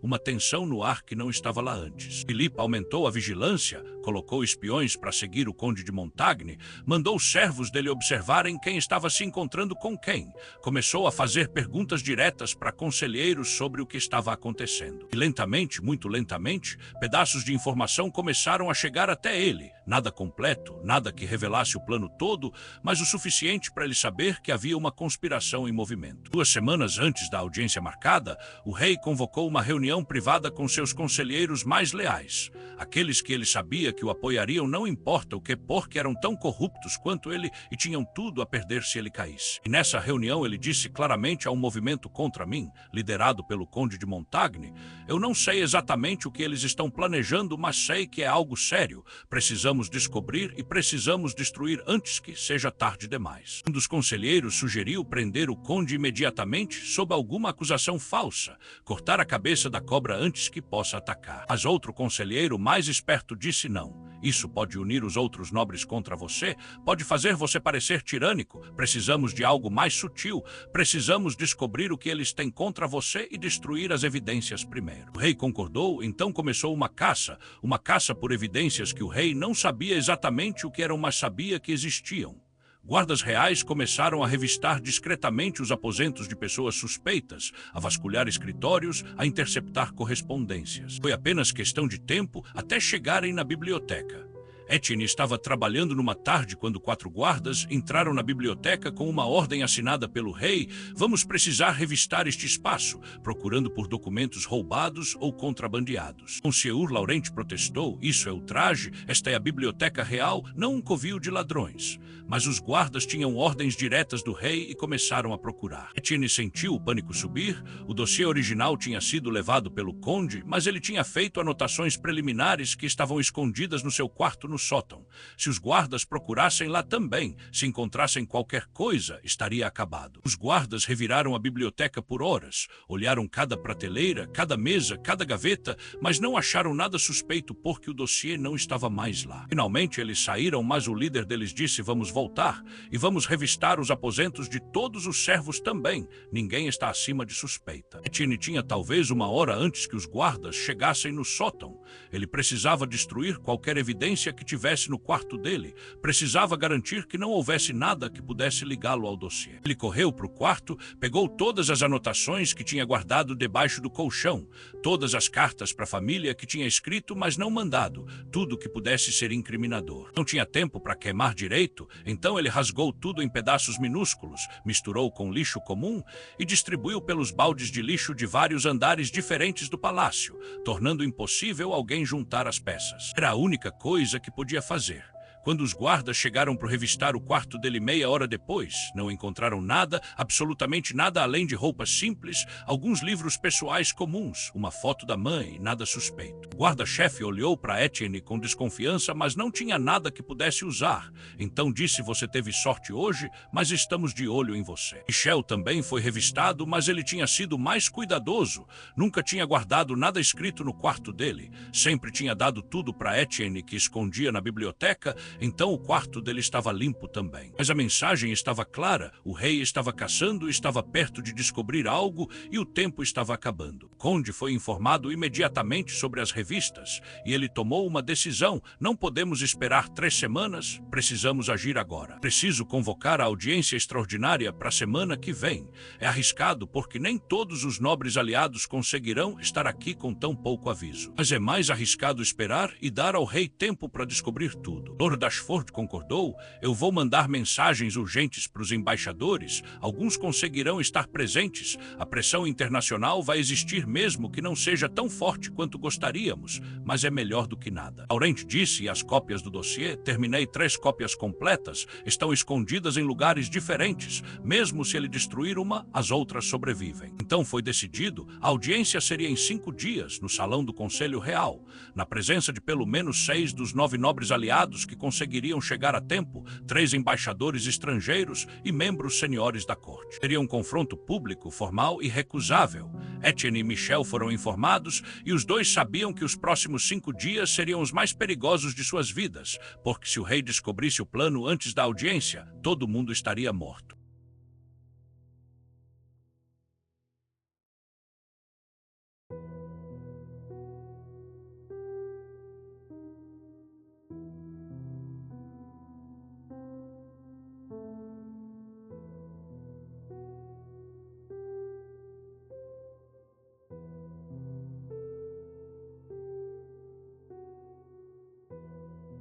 5 dias antes da audiência foram os mais longos da vida de Etienne. Cada hora parecia durar um dia inteiro. Cada minuto era uma tortura de ansiedade esperando que algo desse errado. O rei estava visivelmente mais tenso também. Havia algo na forma como ele andava pelos corredores do palácio, na forma como olhava para todos com suspeita, que mostrava que ele sabia que algo estava vindo, só não sabia exatamente o que. E o pior, o rei convocou Etienne todas as noites desses 5 dias, não as 3 vezes por semana de costume, mas todas as noites, como se estivesse tentando quebrar ele completamente antes que fosse tarde demais, como se estivesse tentando reassegurar seu controle absoluto enquanto ainda podia. Etienne ia porque não tinha escolha, mas cada noite era pior que a anterior. O rei estava mais cruel, mais sádico, mais desesperado no seu desejo de dominar. Michel também foi convocado com mais frequência, e os dois mal conseguiam se olhar nos corredores sem sentir a dor um do outro refletida nos olhos. Estavam tão perto da possibilidade de justiça, mas cada noite daquelas 5 era uma tortura que poderia ser a última, porque se o rei descobrisse antes da audiência, ele certamente mataria ambos antes que pudessem testemunhar. O conde de Montagne estava trabalhando freneticamente, confirmando presença dos nobres aliados, garantindo que todos entendiam o que estava em jogo, preparando o discurso que faria na audiência. Ele sabia que teria apenas uma chance, apenas um momento para apresentar o caso de forma tão convincente que não pudesse ser ignorado, e se falhasse todos estariam acabados. Lord Ashford estava usando cada conexão diplomática que tinha. Ele conseguiu confirmar a presença de 3 embaixadores, Inglaterra, Áustria e Prússia, todos países poderosos cuja opinião importava. Ele também tinha rascunhado uma carta que seria enviada simultaneamente para 6 cortes europeias no momento que a audiência começasse. Uma carta descrevendo os crimes do rei e pedindo posicionamento internacional, garantindo que mesmo que a audiência falhasse, a verdade estaria espalhada demais para ser contida. Laurent estava fazendo sua parte protegendo as cópias do dossiê. Ele tinha escondido uma no fundo do porão da biblioteca, atrás de livros que ninguém tinha tocado em décadas. Tinha mandado outra via mensageiro discreto para um monastério aliado a 2 horas de Versalhes. Tinha guardado a terceira com Lord Ashford nos aposentos diplomáticos, que eram tecnicamente solo inglês e não podiam ser revistados por guardas franceses sem causar incidente internacional. No terceiro dia antes da audiência, aconteceu algo que quase destruiu tudo. O rei convocou uma reunião de emergência do Conselho Real sem aviso prévio, e nessa reunião ele acusou formalmente o conde de Montagne de conspiração contra a coroa. Disse que tinha evidências de que o conde estava planejando um golpe e exigiu que ele fosse preso imediatamente. Os outros conselheiros ficaram chocados, alguns porque realmente não sabiam de nada, outros porque eram aliados do conde, mas não podiam revelar isso sem se incriminar também. O conde ficou de pé com aquela calma que só vem de anos de prática política e disse: Vossa Majestade, essas são acusações graves que exigem provas graves. Quais são essas evidências de que Vossa Majestade fala? O rei hesitou porque ele não tinha evidências reais, tinha apenas suspeitas e relatórios vagos de guardas sobre reuniões secretas, nada concreto. O conde viu essa hesitação e atacou: se Vossa Majestade não tem evidências, então isso é uma acusação sem base. E eu exijo, como é meu direito sob as leis antigas deste reino, uma audiência formal onde eu possa defender minha honra diante de todo o conselho e de testemunhas imparciais. Foi genial. O conde tinha virado a armadilha do rei contra ele mesmo. Tinha forçado o rei a dar exatamente a audiência que o conde queria, mas agora disfarçada como uma defesa de honra do conde em vez de um ataque direto ao rei. O rei percebeu a manobra tarde demais. Ele tinha caído numa armadilha legal da qual não podia sair sem parecer ainda mais tirânico. Então o rei foi forçado a concordar. Muito bem, audiência formal amanhã ao meio-dia, no grande salão do conselho, presença de todos os membros do Conselho Real. Embaixadores estrangeiros serão convidados, como é costume em questões de honra de nobres de alto escalão. E lá você terá chance de provar sua inocência ou ser condenado por suas traições. O conde fez uma reverência. Agradeço a generosidade de Vossa Majestade em permitir que a justiça seja feita apropriadamente. Saiu do salão com a cabeça erguida, mas assim que estava fora da vista do rei, ele quase desmoronou de alívio. Tinha funcionado, tinha realmente funcionado. A audiência ia acontecer não em 2 dias como planejado, mas amanhã. Era ainda mais rápido do que esperavam, mas era também mais perigoso porque tinham menos tempo para preparar. Laurent foi informado imediatamente e correu para avisar Etienne: amanhã é amanhã. Preciso que você esteja pronto, você vai ter que testemunhar, vai ter que contar tudo na frente de todos. Sei que é a coisa mais difícil que alguém pode te pedir, mas você é a evidência viva. Você é a prova que torna tudo real em vez de apenas palavras em papel. Etienne sentiu como se o chão tivesse sumido debaixo dos pés dele. Testemunhar, ele ia ter que ficar ali na frente de centenas de pessoas, incluindo o rei. Contar em voz alta tudo o que tinha acontecido, cada detalhe horrível, cada noite de horror, expor não só o rei, mas expor a si mesmo, sua própria humilhação, sua própria vitimização, para que todos vissem e julgassem. Ele quase disse: não posso, não consigo, é demais, mas então pensou em Antoine, o jovem que tinha escrito aquele diário desesperado e tinha morrido provavelmente porque não conseguiu mais aguentar. Pensou em Michel, que ainda estava sofrendo, pensou em todos os outros que tinham sido destruídos antes dele, e pensou que se ele não falasse agora, se ele deixasse o medo vencer, então todas aquelas mortes e todo aquele sofrimento não teriam significado nenhum. Então Etienne disse: sim, eu vou testemunhar, eu vou contar tudo, mesmo que me mate de vergonha, mesmo que me destrua, porque alguém precisa falar pelos que não podem mais falar. Laurente o abraçou com lágrimas nos olhos. Você é mais corajoso que exércitos inteiros, meu filho. Michel também foi avisado que teria que testemunhar, e a mesma conversa aconteceu. O mesmo medo, a mesma decisão de ser corajoso, não por si mesmo, mas pelos outros. Os dois se encontraram naquela noite, num canto escuro da biblioteca, e ficaram ali em silêncio por um longo tempo, apenas sentados lado a lado, dois sobreviventes no fim de uma guerra que ainda não tinha terminado, mas estava chegando ao clímax. Amanhã vai acabar, Michel disse baixinho, de um jeito ou de outro, amanhã tudo muda. Etienne concordou: amanhã a gente é livre ou a gente morre, não tem meio termo, não tem mais espera. Estranhamente havia paz nessa certeza, paz em saber que a indefinição estava acabando, que logo logo haveria resolução, qualquer que fosse. Aquela noite, Etienne escreveu uma última carta para a mãe. Desta vez ele contou tudo, cada detalhe que tinha escondido durante meses, explicou por que não tinha contado antes. Pediu perdão por qualquer dor que isso causasse, mas disse que precisava que ela soubesse a verdade, precisava que alguém da família dele soubesse que ele tinha lutado. Tinha tentado fazer a coisa certa mesmo quando custava tudo. Ele selou a carta e pediu para Laurente mandar ela só se algo desse errado na audiência, só se Etienne não sobrevivesse para contar pessoalmente. O rei naquela noite convocou Etienne mais uma vez, e foi a pior de todas, porque o rei estava com uma raiva fria e calculista.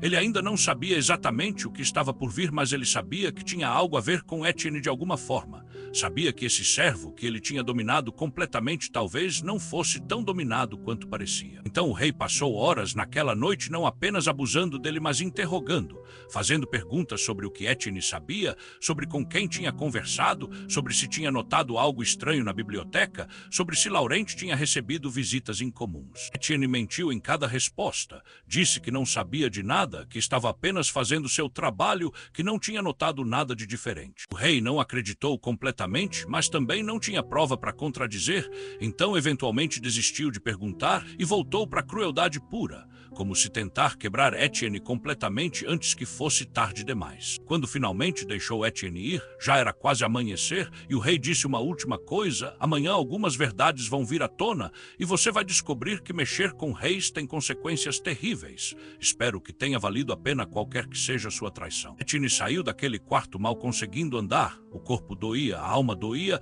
mas havia também uma sensação estranha de liberdade, porque ele simplesmente sabia que aquela tinha sido a última vez. E nunca mais ia voltar para aquele quarto de horror, ou porque ia conseguir destruir o rei, ou porque ia morrer tentando, mas de qualquer forma aquele capítulo estava fechado. Ele voltou para o quarto dele, tomou banho com água fria para tentar limpar não só o corpo, mas simbolicamente a alma, e ficou ali sentado na cama estreita, vendo o sol nascer pela janela pequena, vendo um novo dia começar, o dia que ia mudar tudo. O grande salão do Conselho Real de Versalhes era uma obra-prima de arquitetura barroca. Um espaço enorme com teto pintado, mostrando cenas de reis gloriosos do passado, paredes cobertas de mármore e ouro, janelas gigantes que deixavam entrar a luz do sol, criando padrões dourados no chão de mármore polido. Normalmente era um lugar de beleza inspiradora, mas naquele meio-dia estava carregado de tensão tão pesada que você podia sentir no ar. As cadeiras estavam arranjadas em semicírculo, no centro ficava o trono do rei, elevado acima de todos os outros assentos, e ao redor ficavam as cadeiras dos membros do Conselho Real, 24 nobres de alto escalão que tecnicamente aconselhavam o rei, mas na prática faziam o que ele mandava na maioria das vezes. Atrás dessas cadeiras principais havia assentos para nobres de escalão menor, conselheiros, secretários, e numa área separada, os embaixadores estrangeiros que serviam como testemunhas internacionais. Quando Etienne entrou no salão junto com Laurent e Michel, seu coração estava batendo tão forte que ele achava que todos podiam ouvir. O salão estava lotado, devia ter 300 pessoas ali, todos os nobres importantes de Versalhes e arredores, todos querendo ver o espetáculo, porque a notícia de que haveria uma audiência dramática tinha se espalhado e todo mundo queria estar presente quando a bomba explodisse. O rei ainda não tinha chegado, mas o conde de Montagne já estava no seu assento, com uma expressão séria e determinada, e ao redor dele estavam os 5 outros nobres aliados que conseguiram chegar a tempo, cada um representando territórios e exércitos significativos. Lord Ashford estava na seção dos embaixadores junto com os representantes da Áustria e da Prússia, os 3 com expressões neutras de diplomatas, mas olhos atentos a cada detalhe. Laurent levou Etienne e Michel para uma área lateral onde testemunhas ficavam. Não eram assentos nobres, mas também não eram no chão com os servos comuns. Era uma espécie de limbo apropriado para quem não era nobre, mas seria chamado para falar oficialmente. Havia outras pessoas ali também. Etienne reconheceu alguns como ex-servos do palácio, talvez outras testemunhas que o conde tinha conseguido reunir. Então as trombetas soaram e todos ficaram de pé. O rei estava entrando. Philippe de Valmont entrou no grande salão com toda a pompa que sua posição exigia, usando roupas ainda mais elaboradas que o normal. O casaco de veludo azul turquesa tinha tanta renda e ouro que devia pesar quilos, a peruca branca estava impecável, e no rosto dele havia aquela expressão de arrogância absoluta de alguém que achava que era intocável. Mas Etienne viu algo mais, viu tensão ao redor dos olhos do rei, viu a forma como seus dedos apertavam os braços da cadeira quando se sentou. Viu que por baixo daquela fachada de controle absoluto havia medo, talvez o primeiro medo real que esse homem tinha sentido em anos. O grão-mestre de cerimônias anunciou a abertura da audiência. Esta é uma audiência extraordinária do Conselho Real, convocada para tratar de acusações de conspiração contra Sua Majestade Philippe de Valmont feitas contra François de Montagne, conde de Montagne.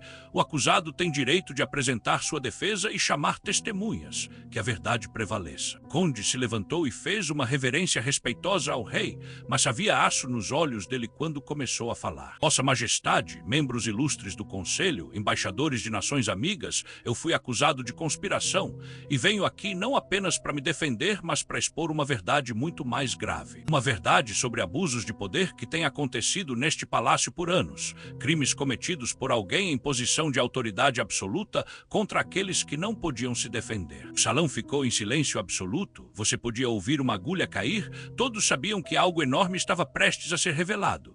O rei se inclinou para frente, sua voz cortante. Cuidado com suas próximas palavras, conde. Acusações sem fundamento contra a coroa são elas mesmas traição. Conde não se intimidou, não são sem fundamento, vossa majestade. Tenho documentação extensa, testemunhas múltiplas e evidências que provam, além de qualquer dúvida razoável, que vossa majestade tem sistematicamente abusado de servos jovens sob sua autoridade, usando ameaças contra suas famílias para forçá-los à submissão, destruindo vidas por puro capricho e satisfação perversa. O salão explodiu em murmúrios chocados, nobres conversando entre si em vozes altas, alguns incrédulos, outros não tão surpresos quanto fingiam ser. O rei bateu no braço do trono. Silêncio, isso é ultraje, isso é difamação da pior espécie. Conde, você acabou de assinar sua sentença de morte com essas palavras. Mas o conde continuou, calmamente, metodicamente. Então apresento minha primeira evidência.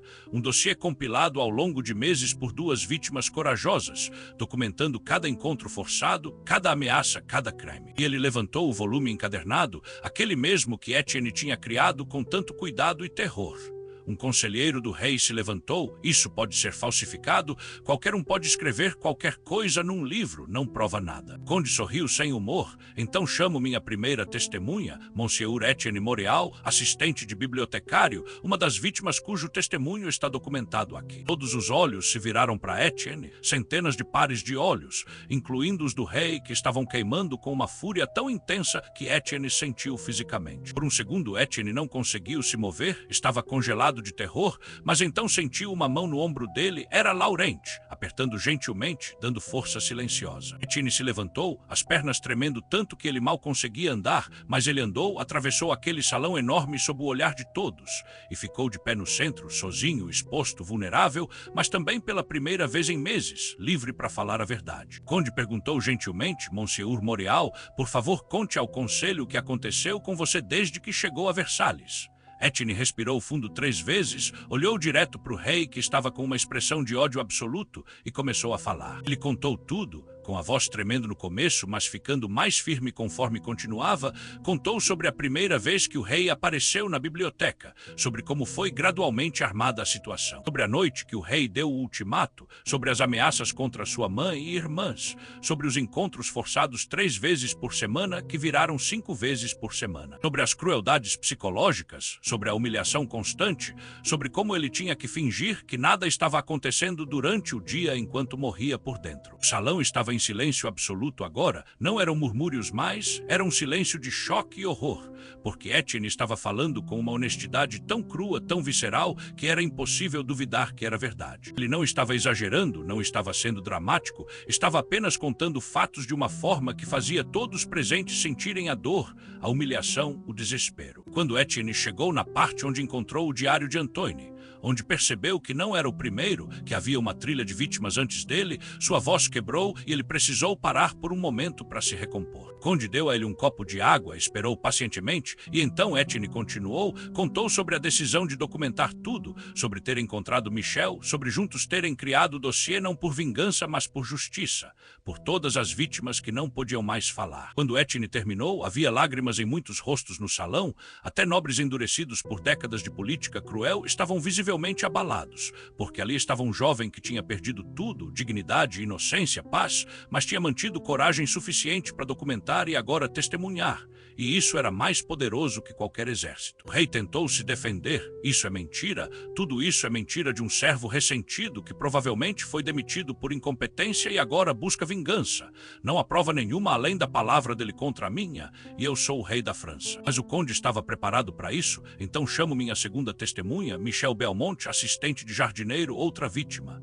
E Michel se levantou e caminhou até o centro e contou sua história, que era terrivelmente similar à de Etienne, os mesmos padrões, as mesmas ameaças, os mesmos métodos. E então o conde disse: tenho mais 3 testemunhas, ex-servos que consegui localizar, que também sofreram nas mãos de vossa majestade e estão dispostos a falar agora que a proteção. Por 3 homens jovens vieram e contaram histórias que eram todas variações do mesmo tema horrível: abuso sistemático de poder, chantagem emocional, destruição psicológica. Depois da 5ª testemunha, o rei estava visivelmente abalado, a arrogância tinha sumido e no lugar havia algo entre pânico e raiva desesperada. Ele gritou: chega, chega dessas mentiras, essas pessoas claramente foram pagas ou ameaçadas pelo conde para inventar essas histórias absurdas. Eu exijo que todos sejam presos por difamação e traição. Mas foi quando Lord Ashford se levantou, e sua voz tinha aquele sotaque britânico formal, mas com um peso de autoridade que vinha de representar uma das nações mais poderosas da Europa. Vossa Majestade, se me permite, gostaria de observar que 5 testemunhas independentes contando histórias consistentes, apoiadas por documentação detalhada, constituem evidência que seria aceita em qualquer corte de justiça da Europa, incluindo na Inglaterra, na Áustria, na Prússia, e suspeito que na França também, se as leis forem aplicadas igualmente a todos. Os embaixadores da Áustria e da Prússia se levantaram também, acenando em concordância, e de repente não era mais apenas uma questão interna francesa, era uma questão internacional, e o rei não podia simplesmente mandar prender embaixadores estrangeiros sem causar uma crise diplomática enorme. O conde pressionou: Vossa Majestade, de acordo com as leis antigas deste reino, mesmo o rei pode ser questionado pelo Conselho Real se houver evidências suficientes de crimes graves. E eu argumento que temos essas evidências, múltiplas testemunhas, documentação extensa, padrões consistentes ao longo de anos. Portanto, exijo que o Conselho vote sobre se uma investigação formal deve ser conduzida. O rei olhou ao redor do salão desesperadamente buscando apoio, mas viu que até seus aliados mais leais estavam com expressões desconfortáveis, porque o caso era forte demais, as evidências eram convincentes demais, e associar-se com o rei agora era politicamente suicida. Um dos nobres aliados, o rei ficou de pé lentamente, e todos no salão ficaram tensos esperando uma explosão de raiva, esperando que ele ordenasse prisões ou execuções, esperando violência. Mas ao invés disso, o que saiu dele foi algo que ninguém esperava, foi um colapso. Ele começou a rir, uma risada sem humor, sem alegria, apenas um som vazio e quebrado, e disse enquanto ria: Vossa vocês não entendem. Vocês realmente não entendem? Eu sou o rei, eu sou o rei. Eu posso fazer o que quiser, com quem quiser, porque eu tenho o poder absoluto. Esse é o significado de ser rei. Não há ninguém acima de mim, ninguém que possa me questionar, ninguém que possa me julgar. Conde disse calmamente, essa é exatamente a arrogância que estamos aqui para desafiar Vossa Majestade.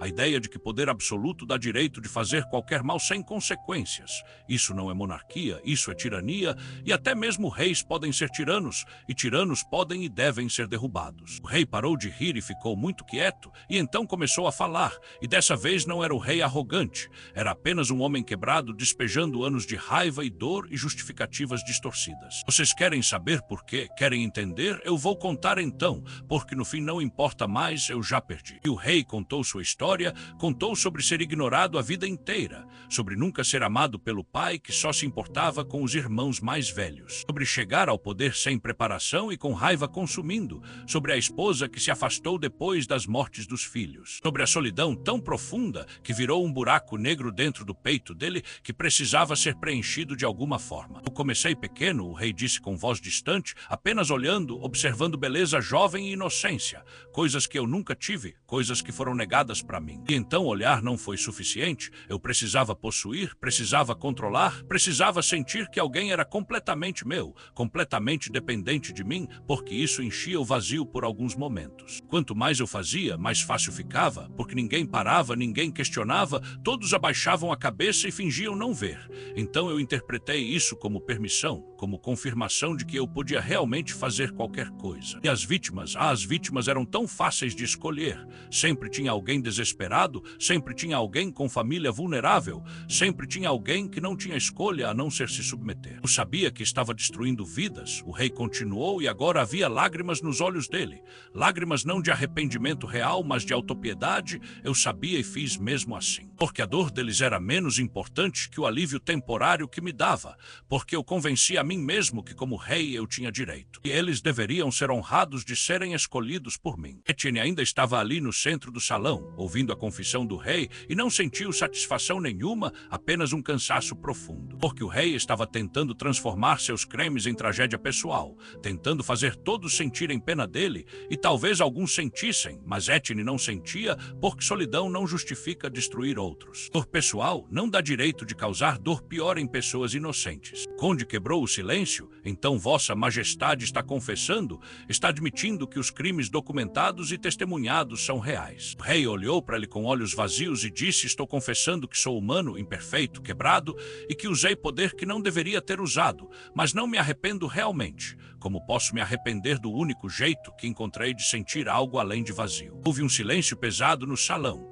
porque ninguém sabia o que fazer com uma confissão que era ao mesmo tempo admissão total e falta completa de remorso genuíno. Era como se o rei estivesse dizendo, sim, fiz tudo, mas era direito meu fazer, e isso era de certa forma pior que negar, porque mostrava que ele nem entendia realmente porque estava errado. Lord Ashford se levantou novamente. Membros do conselho, embaixadores presentes, testemunhas corajosas, acabamos de ouvir uma confissão direta de múltiplos crimes graves. Crimes que violam não apenas as leis da França, mas as leis morais universais que governam qualquer sociedade civilizada.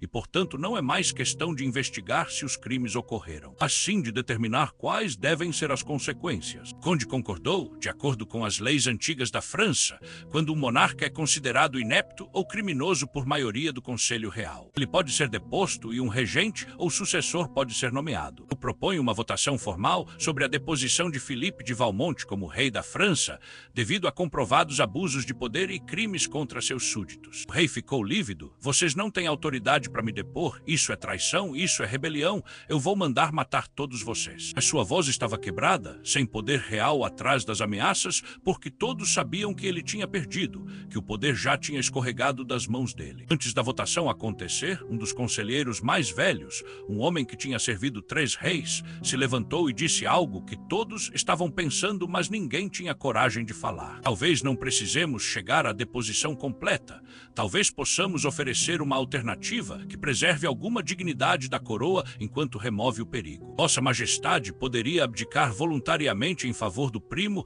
que é próximo na linha sucessória, em troca de ser poupado de julgamento público e execução. Era uma saída diplomática, uma forma de resolver a crise sem derramamento de sangue e sem destruir completamente a instituição da monarquia francesa, e muitos nobres no salão pareciam aliviados com essa opção. Mas o conde olhou para Etienne, como se perguntando o que a vítima achava, porque no fim eram as vítimas que tinham o direito maior de decidir. Etienne sentiu todos os olhos nele de novo, e ele pensou sobre o que seria justiça real, pensou sobre Antoine que tinha morrido, pensou sobre as outras vítimas que tinham sido destruídas. Pensou sobre Michel ainda sofrendo, e disse em voz que surpreendentemente estava firme: justiça não é apenas sobre punir o culpado, é sobre garantir que não possa fazer o mal de novo. Ele abdicar e for exilado onde não tenha poder sobre ninguém. Talvez isso seja suficiente, porque eu não quero vingança, eu quero que isso nunca mais aconteça com ninguém. Michel concordou: eu também não quero a morte dele, só quero que ele nunca mais possa destruir outras vidas. Se abdicação e exílio garantem isso, eu aceito. Os outros 3 testemunhas também acenaram concordando, eles queriam segurança, não vingança sanguinária. O conde olhou para o rei: ouviu isso, Vossa Majestade? Está sendo oferecida misericórdia que você não merece, abdique voluntariamente. Aceite exílio perpétuo numa propriedade isolada onde será vigiado constantemente, e em troca evita julgamento público e execução. Seus crimes ficarão registrados, mas não serão divulgados amplamente, sua família não será punida. Essa é a melhor oferta que terá. O rei estava destruído, visivelmente destruído, toda a arrogância tinha sumido, e ele sabia que não tinha escolha, sabia que era isso ou morte, e mesmo com todo o seu egoísmo, mesmo com toda a sua falta de arrependimento genuíno, ele não queria morrer. Então ele sussurrou com voz quebrada: eu aceito, vou abdicar. Documentos foram trazidos rapidamente, preparados de antemão porque o conde tinha previsto que talvez chegassem a esse ponto, e o rei assinou com mãos tremendo, assinou sua própria abdicação. Assinou o fim do seu reinado, assinou a transferência de poder para o primo, que era um homem mais velho e moderado, que estava presente no salão e olhava para tudo com expressão de choque. Assim que a assinatura foi concluída, guardas leais ao conde, não ao rei antigo, entraram e escoltaram Philippe para fora do salão. Ele não resistiu, apenas andou como um autômato. E quando passou por Etienne, ele parou por um segundo e sussurrou: você destruiu um rei. Espero que consiga viver com esse peso. Etienne olhou direto nos olhos dele e disse: o peso que carrego é de ter sobrevivido aos seus crimes, não de ter tido coragem de denunciá-los. Durma com seus próprios demônios, Vossa Majestade. E o rei continuou andando e desapareceu pelas portas do salão, e foi a última vez que Etienne ou qualquer um dos outros o viu. O salão explodiu em conversas, centenas de pessoas falando ao mesmo tempo, alguns celebrando, alguns chocados, alguns preocupados com o que viria depois, mas a grande maioria aliviada de que tinha sido resolvido sem guerra civil, sem sangue derramado, com algo que parecia justiça mesmo que imperfeita. O novo rei, Alphonse de Valmont, primo de 2º grau de Philippe, foi rapidamente coroado numa cerimônia breve, e uma das primeiras coisas que fez foi se dirigir publicamente às vítimas. Ele pediu desculpas em nome da coroa, pediu desculpas por anos de falha em proteger os inocentes, e prometeu reformas que garantiriam que tal abuso de poder nunca mais pudesse acontecer. Etienne e Michel e as outras vítimas receberam compensação financeira generosa, o suficiente para que suas famílias estivessem seguras pelo resto da vida, receberam títulos honorários que lhes dava proteção legal extra e, mais importante, receberam reconhecimento público de sua coragem, foram chamados de heróis que salvaram a França de um tirano. Mas Etienne não se sentia herói, ele se sentia cansado, tão cansado que mal conseguia ficar de pé, e quando finalmente conseguiu sair daquele salão e ir para algum lugar quieto, ele desmoronou e chorou pela primeira vez desde que tudo tinha começado. Chorou por tudo que tinha perdido, por tudo que tinha aguentado, por tudo que nunca mais seria o mesmo. Laurent encontrou ele ali chorando e apenas ficou junto, como tinha feito tantas vezes, uma presença constante e gentil, e eventualmente Etienne conseguiu parar de chorar e perguntou: acabou mesmo? Acabou de verdade? Laurent disse: sim, meu filho, acabou, você está livre, você está seguro, e você foi bravo além de qualquer medida. 3 meses se passaram desde aquele dia histórico no grande salão do Conselho Real de Versalhes. 6 meses desde que Etienne Moreau tinha testemunhado contra o rei mais poderoso da França e vencido, e a vida dele tinha mudado de formas que ele nunca imaginou possíveis. A compensação financeira do novo rei tinha permitido Etienne trazer a mãe e as irmãs para morar num apartamento confortável em Paris, não luxuoso, mas seguro e quente, e com tinham comida suficiente. Sua mãe tinha acesso aos melhores médicos de Paris e estava melhorando lentamente. As irmãs tinham conseguido posições respeitáveis numa oficina de costura de alta qualidade que pagava bem. Etienne tinha oferecido para elas se mudarem para uma mansão com a compensação, mas a mãe tinha recusado. Disse que não precisavam de luxo, precisavam de paz e dignidade, e eles tinham isso agora. Ele tinha contado para ela tudo o que tinha acontecido, não escondeu nada, e ela tinha chorado muito, mas também tinha dito que estava orgulhosa dele, que ele tinha feito o que precisava fazer para proteger a família e depois tinha feito mais, tinha protegido futuros desconhecidos. As irmãs sabiam da verdade também, não todos os detalhes horríveis, mas o suficiente para entender que o irmão tinha passado por algo terrível e tinha sobrevivido e tinha lutado por justiça. Elas o tratavam com uma mistura de admiração e cuidado gentil, como se ele fosse ao mesmo tempo herói e paciente se recuperando, e talvez fosse exatamente isso. Quanto ao trabalho, Etienne tinha recebido ofertas de várias bibliotecas e universidades querendo contratá-lo, porque ele era famoso agora, o jovem corajoso que tinha derrubado um rei. Todo mundo queria associar seu nome com a história dele. Mas Etienne tinha recusado todas as ofertas. Ele tinha voltado para a biblioteca de Versalhes porque era onde ele se sentia em casa, e Monsieur Laurent tinha ficado radiante em tê-lo de volta. O novo rei Alphonse tinha implementado reformas reais, não apenas promessas vazias. Ele tinha criado uma comissão de proteção de servos, onde qualquer empregado do palácio podia denunciar abusos anonimamente e seria investigado independentemente de quem fosse o acusado. Tinha estabelecido limites claros no poder real, tinha aberto os livros financeiros da coroa para inspeção do conselho. Tinha de muitas formas começado a transformar a França de monarquia absoluta em algo mais parecido com monarquia constitucional. Não eram mudanças perfeitas, ainda havia resistência de nobres conservadores, ainda havia buracos no sistema, mas era progresso, era movimento na direção certa, e muito disso era acreditado diretamente ao que Etienne e as outras vítimas tinham feito ao falar. Michel também estava melhor. Ele tinha deixado o trabalho de jardineiro e estava estudando botânica numa universidade em Paris com uma bolsa patrocinada pelo novo rei. Estava realizando sonhos que tinha achado impossíveis antes, e embora ainda tivesse pesadelos às vezes, embora ainda houvesse dias difíceis, ele estava reconstruindo sua vida pedaço por pedaço. Os dois tinham mantido contato, se encontravam toda semana para jantar e conversar, e havia uma conexão entre eles que ninguém mais podia entender, uma conexão de ter sobrevivido ao inferno juntos, de ter lutado lado a lado, de carregar cicatrizes invisíveis, mas similares. Quanto a Philippe de Valmont, o antigo rei, ele estava vivendo em exílio numa propriedade isolada no interior da França, vigiado constantemente por guardas, sem permissão de receber visitas não autorizadas, sem acesso a poder de nenhuma forma. Reportes diziam que ele passava os dias em silêncio, lendo ou olhando pela janela, uma sombra do homem arrogante que tinha sido. Alguns diziam que ele tinha finalmente desenvolvido algum arrependimento real, outros diziam que ele apenas tinha aceitado sua derrota, mas ainda não entendia genuinamente porque estava errado. Etienne não sabia qual era a verdade e, sinceramente, não se importava muito. O importante era que Philippe nunca mais poderia machucar ninguém. O Conde de Montagne tinha se tornado uma das figuras mais respeitadas na França, conselheiro principal do novo rei, arquiteto das reformas, e ele frequentemente acreditava Etienne e Michel publicamente como os verdadeiros heróis. Dizia que sem a coragem deles de documentar e testemunhar, nada do que tinha acontecido teria sido possível. Lord Ashford tinha voltado para a Inglaterra, mas mantinha correspondência regular com Etienne. Tinha enviado livros raros como presentes. Tinha dito que se Etienne algum dia quisesse visitar Londres, seria recebido com honras, e que estava trabalhando para implementar reformas similares na Inglaterra baseadas no que tinha aprendido com o caso francês. Laurent, o velho bibliotecário, tinha finalmente se aposentado 6 meses após a audiência. Ele estava com quase 70 anos e disse que queria descansar enquanto ainda podia aproveitar, mas antes de se aposentar ele tinha feito uma coisa. Tinha recomendado Etienne como seu sucessor como bibliotecário-chefe de Versalhes. Etienne tinha aceitado a posição com uma mistura de honra e medo, era muita responsabilidade, mas Laurent tinha dito: você é pronto, você é mais que pronto, você tem a paixão pelos livros, o conhecimento, a integridade e agora tem também a experiência de vida que ensina empatia e coragem.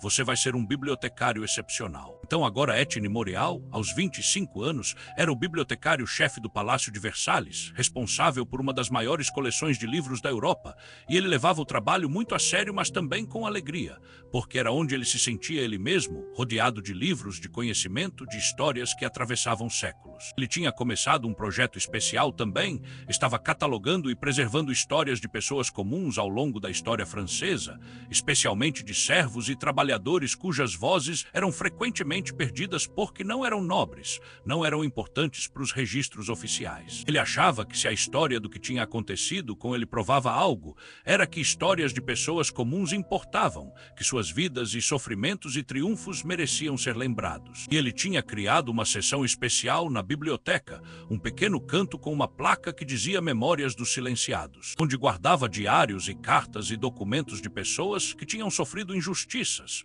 incluindo o diário de Antoine, que tinha sido o primeiro a fazer Etienne perceber que não estava sozinho, incluindo cópias do dossiê que ele e Michel tinham compilado, preservado para a posteridade, para que gerações futuras soubessem o que tinha acontecido e não esquecessem. Etienne ainda tinha dias difíceis, tinha dias que acordava com pesadelos, dias que ver qualquer pessoa com peruca branca o fazia sentir náusea, dias que a biblioteca ficava vazia e muito quieta e ele lembrava de noites terríveis. Mas ele tinha aprendido a lidar com esses dias, tinha encontrado um médico em Paris que entendia de traumas da mente, tinha amigos que apoiavam, tinha propósito no trabalho que fazia. E lentamente, muito lentamente, ele estava começando a se sentir inteiro de novo, não da mesma forma que era antes, porque você não pode passar por algo assim e voltar a ser exatamente quem era, mas inteiro de uma forma nova, mais forte em alguns lugares, com cicatrizes, mas com sabedoria também. Uma tarde de primavera, 6 meses após a audiência, Etienne estava na biblioteca quando Michel apareceu para uma de suas conversas semanais,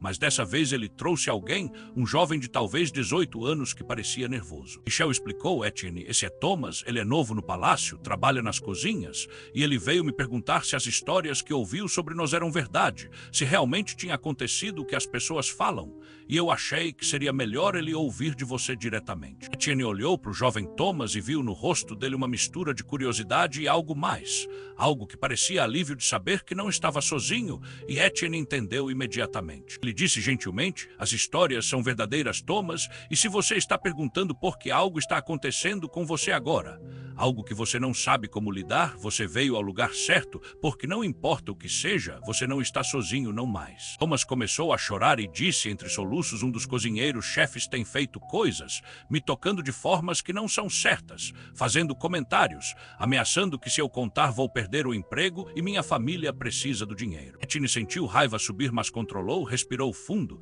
e disse: Thomas, isso para agora, hoje mesmo, porque agora existem sistemas para proteger você. Existe a comissão que o rei Alfonso criou e eu pessoalmente vou garantir que você faça a denúncia e que seja levada a sério. E Etienne fez exatamente isso. Ele acompanhou Thomas até a comissão de proteção, testemunhou junto com ele, garantiu que o caso fosse investigado e em uma semana o cozinheiro-chefe foi demitido e enfrentou consequências legais. E Thomas estava seguro, manteve o emprego numa seção diferente das cozinhas com supervisão adequada. Foi naquele momento que Etienne entendeu completamente o significado do que tinha feito 6 meses atrás. Não era só sobre ele. Nunca tinha sido só sobre ele ou Michel ou as outras vítimas diretas de Philippe. Era sobre criar um mundo onde os próximos Thomas pudessem falar e serem ouvidos e protegidos. Era sobre quebrar o ciclo de silêncio que permitia predadores prosperarem. E esse mundo estava sendo criado, lentamente, imperfeito ainda, mas real, tangível, fazendo diferença concreta na vida de pessoas como Thomas. E isso fazia todo o sofrimento, toda a dor, toda a luta valer a pena. E assim termina a história de Philippe de Valmont, o rei que acreditou que poder absoluto lhe dava direito de fazer qualquer mal sem consequências, e de Etienne Morial e Michel Belmont, 2 jovens comuns que encontraram coragem extraordinária para enfrentar um tirano quando todos ao redor escolhiam silêncio. O nome de Philippe foi apagado dos registros oficiais de reis gloriosos da França. Ele existe apenas como uma nota de rodapé vergonhosa, um aviso do que acontece quando o poder sem ética encontra oportunidade. Mas os nomes de Etienne Etienne e Michel foram gravados com honra nos livros de história, não como heróis perfeitos porque eles nunca buscaram heroísmo, mas como sobreviventes corajosos que transformaram trauma em justiça. Essa história nos ensina verdades eternas sobre a natureza do poder e da coragem.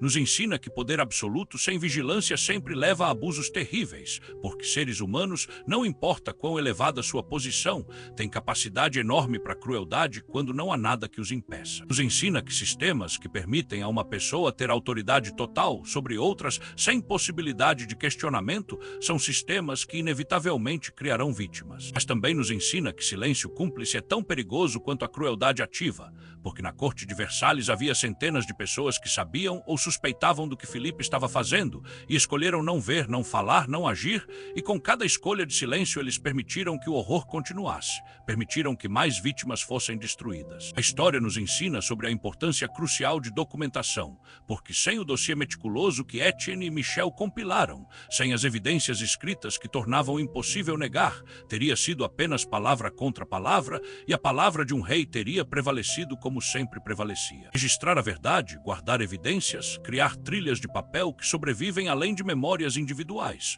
Isso é uma arma poderosa contra a injustiça. Nos ensina que justiça, mesmo quando tardia, é profundamente necessária, não apenas para punir os culpados, mas para validar as vítimas, para dizer publicamente que seu sofrimento foi real, que não foi culpa delas, que o sistema falhou com elas, mas agora está tentando fazer melhor. Etienne e Michel não precisavam de vingança sanguinária, precisavam de reconhecimento e garantia de que não aconteceria de novo, e conseguiram ambos. Nos ensina que aliados inesperados podem surgir nos lugares mais improváveis, que Laurentio o bibliotecário, o conde de Montagne o nobre, Lord Ashford o diplomata estrangeiro, todos encontraram formas de usar seus próprios privilégios e posições para amplificar as vozes daqueles sem poder, para criar pontes entre evidência e ação, entre verdade e justiça. Talvez mais importante, nos ensina que coragem não é ausência de medo, é ação apesar do medo paralisante, porque Etienne e Michel estavam apavorados cada segundo de sua jornada. Mas agiram mesmo assim, documentaram mesmo com mãos tremendo, testemunharam mesmo com vozes quebrando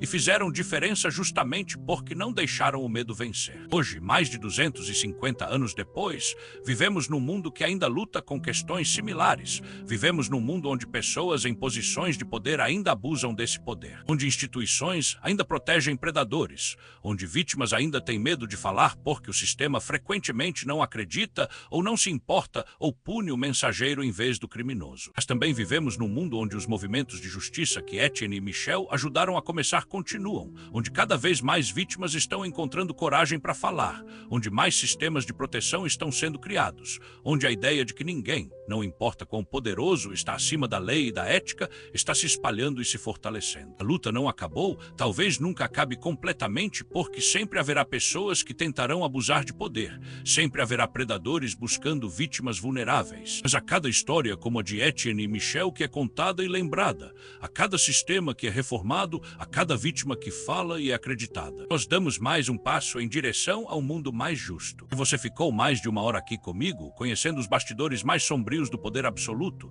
se essa história tocou seu coração, se você sentiu a injustiça queimar e a verdade triunfar, então deixa aquele like agora para que o YouTube mostre esse conteúdo para mais pessoas que precisam saber que a justiça, mesmo tardia, é possível. Se inscreve no canal Realeza Perversa porque toda semana trago uma nova história intensa de poder, obsessão, traição e vingança dos palácios mais perturbadores da história. Ativa o sininho das notificações para não perder nenhum episódio. Compartilha esse vídeo com aquele amigo ou amiga que adora uma história dramática real e profunda. Me conta nos comentários qual tipo de história você quer no próximo vídeo.